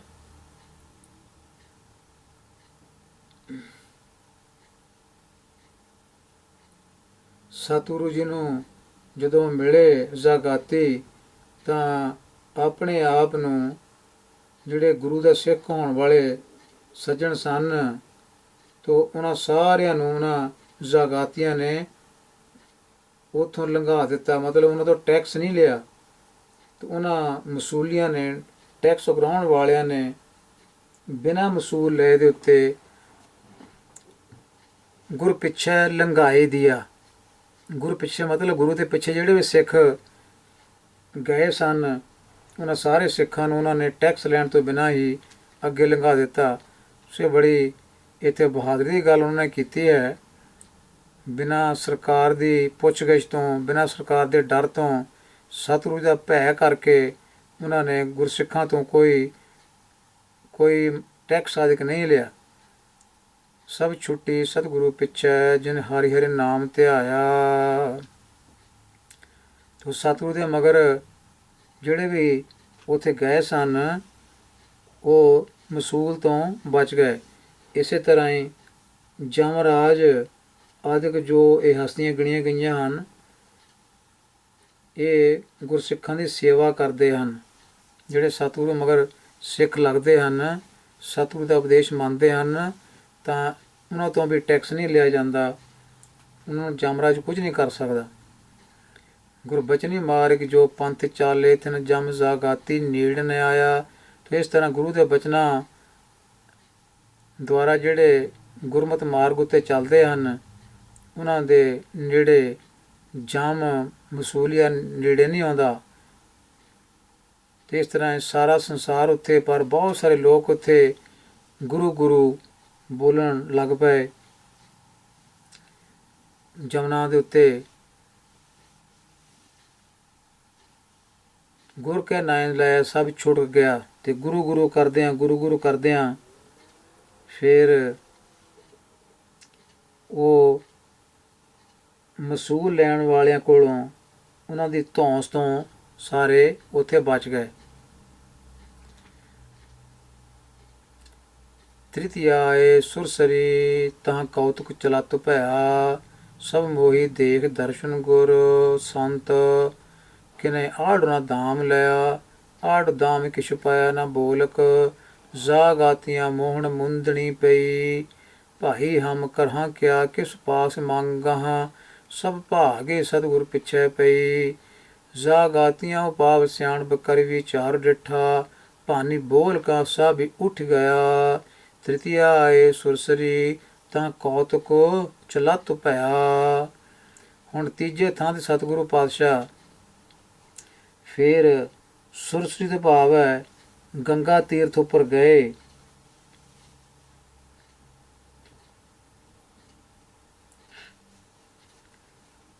ਤੇ ਉੱਥੇ ਫਿਰ ਇੱਕ ਅਜਬ ਤਮਾਸ਼ਾ ਜਿਹੜਾ ਉਹ ਹੋਇਆ। ਕੌਤੁਕ ਚਲਤ ਭਇਆ, ਅਜਬ ਖੇਡ ਵਾਪਰੀ। ਜਦੋਂ ਗੰਗਾ ਤੀਰਥ ਉੱਪਰ ਗਏ, ਬਹੁਤ ਸਾਰੇ ਸਿੱਖ ਨਾਲ ਸਨ ਸਤਿਗੁਰੂ ਜੀ ਦੇ। ਤਾਂ ਕੀ ਹੋਇਆ ਕਿ ਧੰਨ ਗੁਰੂ ਅਮਰਦਾਸ ਪਾਤਸ਼ਾਹ ਜੀ ਦਾ ਦਰਸ਼ਨ ਕਰਕੇ ਸਭ ਮੋਹੀ ਗਈ। ਜਿਹੜੀ ਲੁਕਾਈ ਸੀ, ਲੋਕ ਸਨ ਮਸਤ ਹੋ ਗਏ ਕਿ ਨੇ ਆੜ ਨਾ ਦਾਮ ਲਿਆ।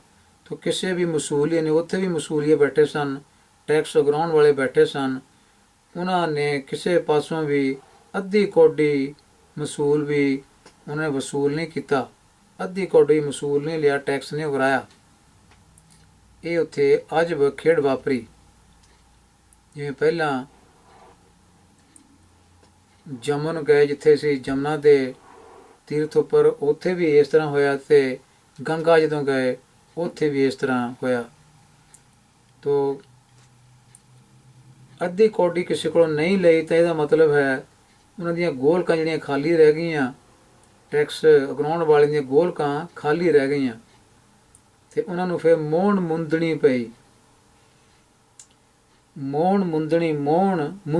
ਮੁੰਦਣੀ ਮਤਲਬ ਜਿਸ ਤਰ੍ਹਾਂ ਮੂੰਹ ਬੰਦ ਹੋ ਜਾਂਦਾ ਹੈ, ਮੋਹਣ ਮੁੰਦਣੀ ਇੱਦਾਂ ਮੋਹੇ ਗਏ ਉਹ ਗੁਰੂ ਦਰਸ਼ਨ ਕਰਕੇ, ਜਿਸ ਤਰ੍ਹਾਂ ਉਹ ਬੋਲਣ ਜੋਗੇ ਨਹੀਂ ਰਹੇ, ਟੈਕਸ ਮੰਗਣ ਜੋਗੇ ਰਹੇ ਨਾ। ਉਹ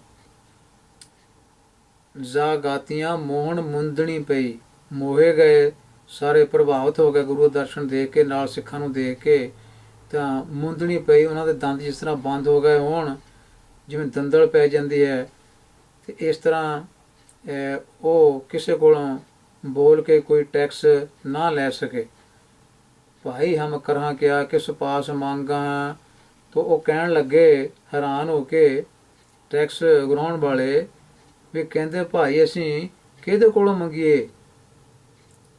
ਸਾਰੀ ਲੋਕਾਈ ਜਿਹੜੀ ਹੈ ਤੇ ਉਹ ਗੁਰੂ ਦੇ ਪਿੱਛੇ ਪਿੱਛੇ ਉਹ ਜਾ ਰਹੀ ਹੈ, ਗੁਰੂ ਦੇ ਚਰਨਾਂ ਤੋਂ ਕੁਰਬਾਨ ਹੋ ਰਹੀ ਹੈ।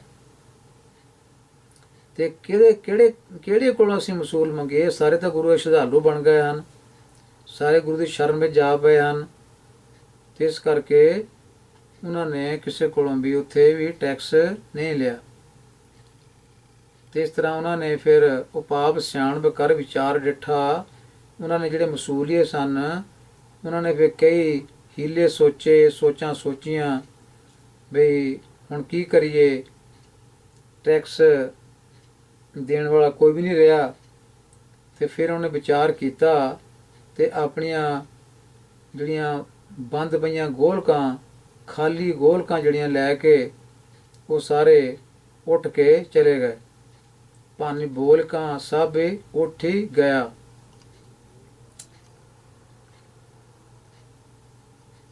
ਸੋ ਭੰਨ ਬੋਲਕਾਂ ਦਾ ਮਤਲਬ ਹੈ ਭੰਨ ਕੇ, ਬੰਦ ਕਰਕੇ, ਆਪਣੀਆਂ ਗੋਲਕਾਂ ਨੂੰ ਬੰਦ ਕਰਕੇ ਤੇ ਉਹ ਸਾਰੇ ਉੱਠ ਕੇ ਉੱਥੋਂ ਚਲੇ ਗਏ।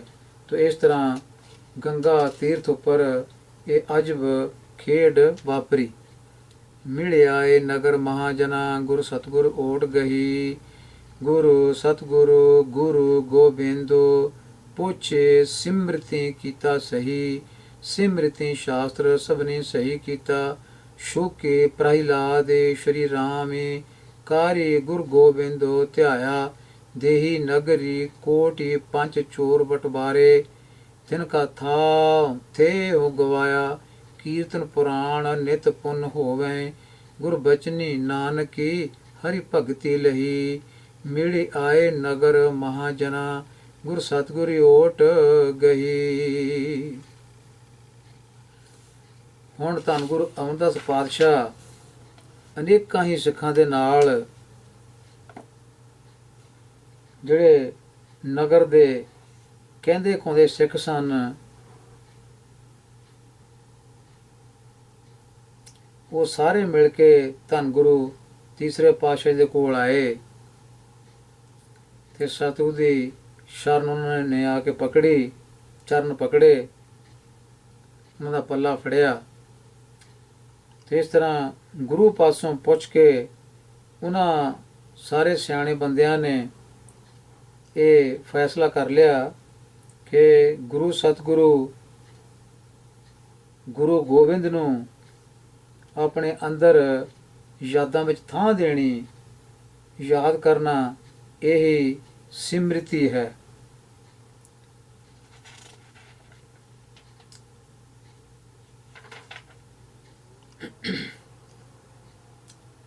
ਸਿਮਰਤੀ ਸ਼ਬਦ ਬਹੁਤ ਜਗ੍ਹਾ ਤੇ ਆਉਂਦਾ ਹੈ।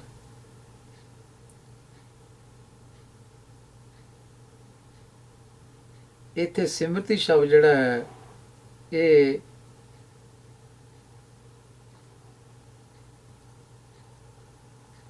ਤਿੰਨ ਸਿਹਾਰੀਆਂ ਨਾਲ ਹੈ। ਇਹਦਾ ਪਾਠ ਸਿਮਰਤ ਨਹੀਂ ਹੋਏਗਾ। ਜਿੱਥੇ ਵੀ ਇਹ ਸ਼ਬਦ ਹੁੰਦਾ ਹੈ ਇਹਦਾ ਪਾਠ ਸਿਮਰਤ ਨਹੀਂ ਹੁੰਦਾ, ਸਿਮਰਤੀ ਹੁੰਦਾ ਹੈ। ਸੋ ਇਹ ਸਿਮਰਤੀ ਹੈ। ਕੀ ਸਿਮਰਤੀ ਹੈ? ਵੀ ਗੁਰੂ ਸਤਿਗੁਰੂ ਨੂੰ, ਗੁਰੂ ਗੋਬਿੰਦ ਨੂੰ ਆਪਣੇ ਹਿਰਦੇ ਵਿੱਚ ਵਸਾਉਣਾ ਹੀ ਅਸਲੀ ਸਿਮਰਤੀ ਹੈ। ਤੋ ਇਸ ਤਰ੍ਹਾਂ ਉਹਨਾਂ ਸਾਰੇ ਸੱਜਣਾ ਨੇ ਜਿਹੜੇ ਨਗਰ ਦੇ ਮਹਾਜਨਮਾਂ ਨੇ, ਵੱਡੇ ਵੱਡੇ ਤੁਰਨੇ ਸਿਰ ਬੰਦੇ ਉੱਥੇ ਇਕੱਠੇ ਹੋਏ ਸਨ, ਉਹ ਗੁਰੂ ਪਾਸੋਂ ਉਹਨਾਂ ਨੂੰ ਪੁੱਛ ਕੇ ਇਹ ਫੈਸਲਾ ਕਰ ਲਿਆ। ਜਿਸ ਤਰ੍ਹਾਂ ਸ਼ੁਕਦੇਵ ਰਿਸ਼ੀ ਨੇ, ਪ੍ਰਹਲਾਦ ਨੇ, ਸ਼੍ਰੀ ਰਾਮਚੰਦਰ ਨੇ ਗੋਬਿੰਦ ਗੋਬਿੰਦ ਆਖਿਆ ਸੀ ਤੇ ਇਸ ਤਰ੍ਹਾਂ ਗੋਬਿੰਦ ਦਾ ਨਾਮ ਸਿਮਰਿਆ ਸੀ, ਇਸੇ ਤਰ੍ਹਾਂ ਹੀ ਗੁਰੂ ਗੋਬਿੰਦ ਨੂੰ ਯਾਦ ਕਰਨਾ, ਸਿਮਰਨਾ, ਗੁਰੂਆਂ ਨੂੰ ਯਾਦ ਕਰਨਾ, ਇਹ ਸਿਮਰਤੀਆਂ ਅਤੇ ਸ਼ਾਸਤਰ ਹਨ। ਇਹ ਕਿਤਾਬਾਂ ਦੇ ਨਾਂ ਹਨ। ਇਸ ਤਰ੍ਹਾਂ ਸਿਮਰਤੀਆਂ, ਇਹੀ ਸਿਮਰਤੀਆਂ ਅਤੇ ਸ਼ਾਸਤਰਾਂ ਦਾ ਪੜ੍ਹਨਾ ਹੈ ਕਿ ਗੁਰੂ ਗੋਬਿੰਦ ਨੂੰ ਧਿਆਉਣਾ। ਗੁਰ ਗੋਬਿੰਦ, ਗੋਬਿੰਦ ਰੂਪ ਜੋ ਗੁਰੂ ਹੈ ਉਹਨੂੰ ਯਾਦ ਕਰਨਾ, ਇਹ ਸਿਮਰਤੀਆਂ ਅਤੇ ਇਹ ਸ਼ਾਸਤਰਾਂ ਦਾ ਪੜ੍ਹਨਾ ਹੈ। ਤੋ ਇਸ ਤਰ੍ਹਾਂ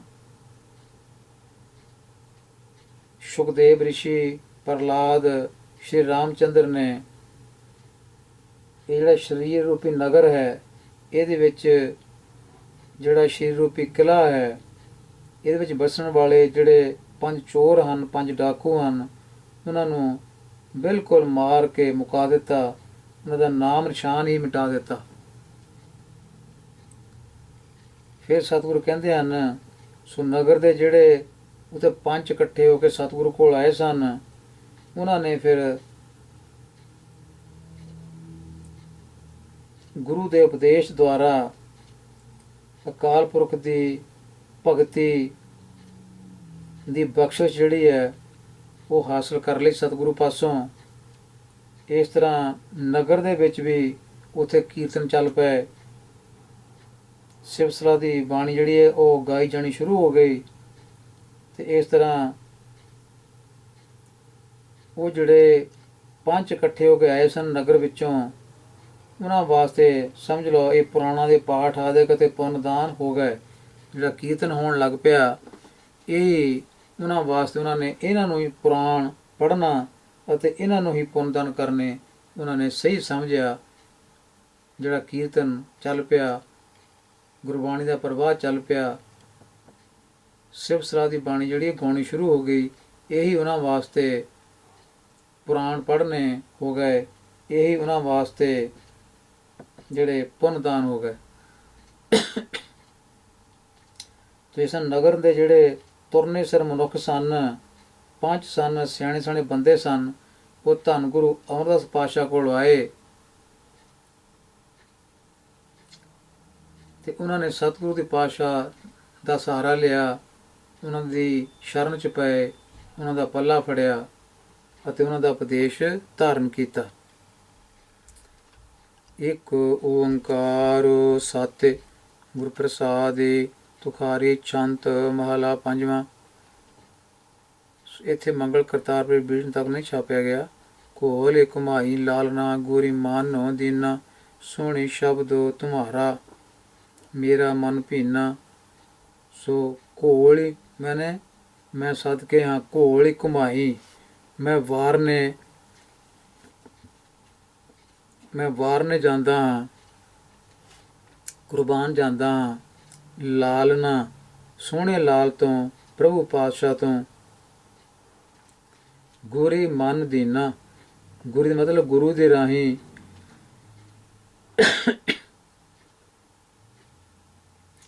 ਗੁਰੂ ਦੀ ਸਿਫਤ ਸਲਾਹ ਦੀ ਬਾਣੀ ਦੇ ਰਾਹੀਂ ਗੁਰੂ ਦੀ ਬਾਣੀ ਸੁਣ ਕੇ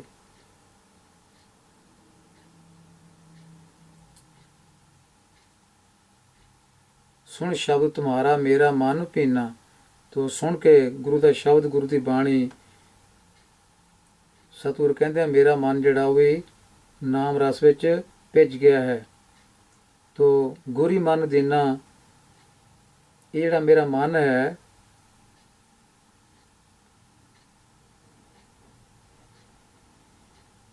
ਹੇ ਸਤਿਗੁਰੂ ਜੀ, ਇਹ ਸੋਹਣੇ ਲਾਲ, ਇਹ ਮੈਂ ਆਪਣਾ ਮਨ ਤੈਨੂੰ ਦੇ ਦਿੱਤਾ ਹੈ। ਗੁਰੂ ਦੇ ਰਾਹੀਂ ਗੁਰੂ ਦੀ ਸ਼ਰਨ ਪੈ ਕੇ, ਗੁਰੀ ਦਾ ਮਤਲਬ ਹੈ ਗੁਰੂ ਦੇ ਰਾਹੀਂ ਗੁਰੂ ਦੀ ਸ਼ਰਨ ਪੈ ਕੇ ਮਨ ਦੇਨਾ, ਇਹ ਮਨ ਮੈਂ ਭੇਂਟ ਕਰ ਦਿੱਤਾ ਹੈ, ਮੈਂ ਸਦਕੇ ਜਾਂਦਾ ਹਾਂ। ਤੇ ਸਿਵ ਸਲਾਹ ਦੀ ਬਾਣੀ ਸੁਣ ਕੇ ਮੇਰਾ ਮਨ ਜਿਹੜਾ ਹੈ ਭੀਨਾ, ਭਿੱਜ ਗਿਆ। ਇਹ ਮਨ ਭੀਨਾ ਜਿਉਂ ਜਲ ਮੀਨਾ, ਲਾਗਾ ਰੰਗ ਮਰਾਰਾ, ਕੀਮਤ ਕਹੀ ਨ ਜਾਏ ਠਾਕੁਰ ਤੇਰਾ ਮਹਲੋ ਬਾਰਾ। ਸਗਲ ਗੁਣਾ ਕੇ ਦਾਦੇ ਸੁਆਮੀ ਬਿਨੋ ਸੁਨੋ ਇੱਕ ਦੀਨਾ, ਦੇਵ ਦਰਸ਼ ਨਾਨਕ ਬਲਿਹਾਰੀ ਜਿਹੜਾ ਬਲ ਬਾਲੀ ਕੀਨਾ। ਸੋ ਬਿਨੋ ਸੁਣੋ ਇੱਕ ਦੀਨਾ, ਦੀਨਾ ਮੈਨੇ ਗਰੀਬ ਦੀ ਬੇਨਤੀ, ਦੀਨ ਦੀ ਬੇਨਤੀ ਇਹ ਪ੍ਰਵਾਨ ਕਰੋ। ਇਹ ਤਨ ਮਨ ਤੇਰਾ ਸਭ ਗੁਣ ਤੇਰੇ, ਖਨੀਏ ਵੰਜਾ ਦਰਸ਼ਨ ਤੇਰੇ, ਦਰਸ਼ਨ ਤੇਰੇ ਸੁਣੀ ਪ੍ਰਭ ਮੇਰੇ, ਨਿਮਖ ਦ੍ਰਿਸ਼ਟੀ ਭੇਖ ਜੀਵਾ। ਅੰਮ੍ਰਿਤ ਨਾਮ ਸੁਨੀਜੈ ਤੇਰਾ, ਕਿਰਪਾ ਕਰਹਿ ਤਪੀਵਾ। ਆਸ ਪਿਆਸੀ ਪ੍ਰਕੈ ਤਾਈ, ਜੋ ਚਾਤ੍ਰਿਕ ਬੂੰਦੇਰੇ, ਚਾਤ੍ਰਿਕ ਬੂੰਦੇਰੇ, ਜਿਵੇਂ ਚਾਤ੍ਰਿਕ ਦੀ ਪਿਆਸ ਬੂੰਦ ਨਾਲ ਬੁਝਦੀ ਹੈ, ਸਵਾਂਤੀ ਬੂੰਦ ਨਾਲ, ਇਸ ਤਰ੍ਹਾਂ ਮੈਨੂੰ ਵੀ ਪਿਆਸ ਹੈ ਪ੍ਰਭੂ ਦੀ। ਕਹੋ ਨਾਨਕ ਜੀੜਾ ਬਲਿਹਾਰੀ, ਦੇਵ ਦਰਸ਼ ਪ੍ਰਭ ਮੇਰੇ, ਤੂੰ ਸਾਚਾ ਸਾਹਿਬ ਸ਼ਾਹ ਅਮਿਤਾ। ਤੂੰ ਪ੍ਰੀਤਮੋ ਪਿਆਰਾ ਪ੍ਰਾਨ ਹਿਤ ਚਿੱਤਾ। ਅਮਿਤਾ ਮਤਲਬ ਜਿਹਦੀ ਮਿੱਤ ਨਹੀਂ ਪਾਈ ਜਾ ਸਕਦੀ, ਜਿਹੜੇ ਹੱਦ ਬੰਨੇ ਲੱਭੇ ਨਹੀਂ ਜਾ ਸਕਦੇ, ਅਮਿਤਾ। ਇਹ ਮਿੱਤੀ ਦਾ ਉਲਟ ਬਣਿਆ ਹੈ, ਮਿੱਤੀ ਤੋਂ ਅਮਿਤਾ ਬਣਿਆ ਹੈ। ਪ੍ਰਾਨ ਸੁਖਦਾਤਾ ਗੁਰਮੁਖੀ ਜਾਤਾ, ਸਗਲ ਰੰਗ ਬਣਿਆ ਏ, ਸੋਈ ਕਰਮ ਕਮਾਵੇ ਪ੍ਰਾਣੀ, ਜਿਹਾ ਤੂੰ ਫੁਰਮਾਏ। ਜਾ ਕੋ ਕਿਰਪਾ ਕਰੀ ਜਗਦੀਸ਼ਵਰੇ, ਤਿਨ ਸਾਧ ਸੰਗ ਮਨ ਜਿੱਤਾ। ਕਹੋ ਨਾਨਕ ਜੀੜਾ ਬਲਿਹਾਰੀ, ਜੀਉ ਪਿੰਡ ਤੋ ਦਿੱਤਾ, ਜੀਉ ਪਿੰਡ ਤੋ ਦਿੱਤਾ। ਜੀਉ ਮੈਨੇ ਇਹ ਜ਼ਿੰਦ, ਤੇ ਪਿੰਡ ਦਾ ਮਤਲਬ ਸਰੀਰ, ਤੋ ਦਿੱਤਾ ਮੈਨੇ ਇਹ ਤੇਰਾ ਹੀ ਦਿੱਤਾ ਹੋਇਆ ਹੈ। ਜਿਵੇਂ ਜੀਉ ਪਿੰਡ ਸਭ ਤੇਰੀ ਰਾਸ਼ੀ ਸੁਖਣੀ ਵਿੱਚ ਆਉਂਦਾ ਹੈ, ਇਹ ਤੇਰੀ ਪੂੰਜੀ ਹੈ, ਇਹ ਤੇਰਾ ਦਿੱਤਾ ਹੋਇਆ। ਜੀਉ ਤੇ ਪਿੰਡ ਸਭ ਤੇਰੀ ਰਾਸ਼ੀ, ਇਹ ਤੇਰੀ ਪੂੰਜੀ ਹੈ, ਤੇਰਾ ਸਰਮਾਇਆ, ਤੇਰਾ ਦਿੱਤਾ ਹੋਇਆ। ਨਿਰਗੁਣ ਰਾਗ ਕੀ ਲਿਆ, ਸੰਤਨ ਕਾ ਸਦਕਾ, ਸਤਿਗੁਰੀ ਢਾਕ ਕੀ ਲਿਆ, ਮੋਹ ਪਾਪੀ ਪੜਦਾ। ਪੜਦਾ ਰਾੜੇ ਨੂੰ ਪੈਰ 'ਚ ਹਾਹਾ ਨਹੀਂ ਬੋਲਣਾ, ਇੱਥੇ ਉਹ ਪੜਦਾ ਹੁੰਦਾ, ਇਹ ਪੜਦਾ ਹੋ ਗਿਆ। ਸਤਿਗੁਰੀ ਢਾਕ ਕੀ ਲਿਆ, ਮੋਹ ਪਾਪੀ ਪੜਦਾ। ਰਾਖ ਹੀ ਸ਼ਬਦ ਨੂੰ ਥੋੜਾ ਜਿਹਾ ਹਾਰਡ ਕਰਕੇ ਬੋਲਣਾ, ਕਿਉਂਕਿ ਰੱਖ ਲਿਆ ਹਾਰੇ ਨਾਲ ਅਧਿਕ ਜੁੜਿਆ ਹੋਇਆ। ਢਾਕਨ ਹਾਰੇ ਪ੍ਰਭੂ ਹਮਾਰੇ, ਜੀ ਪ੍ਰਾਣ ਸੁਖ ਦਾਤੇ, ਅਵਿਨਾਸ਼ੀ ਅਭਿਗਤ ਸੁਆਮੀ, ਪੂਰਨ ਪੁਰਖ ਵਿਦਾਤੇ। ਉਸਤਤੀ ਕਉ ਨ ਜਾਏ ਤੁਮਾਰੀ, ਕੌਣ ਕਹੈ ਤੂੰ ਕਦ ਕਾ, ਨਾਨਕ ਦਾਸੋ ਤਾਕੈ ਬਲਿਹਾਰੀ, ਮਿਲੈ ਨਾਮ ਹਰੀ ਨਿਮਕਾ। ਨਿਮਕਾ ਮੈਨੇ ਥੋੜੇ ਸਮੇਂ ਲਈ ਵੀ ਮੈਨੂੰ ਤੇਰਾ ਨਾਮ ਮਿਲ ਜਾਏ, ਚੰਗੀ ਗੱਲ ਹੈ। ਨਿਮਕ ਮਾਤਰ ਵੀ ਮਿਲ ਜਾਏ, ਮਿਲੈ ਨਾਮ ਹਰੀ ਨਿਮਕਾ।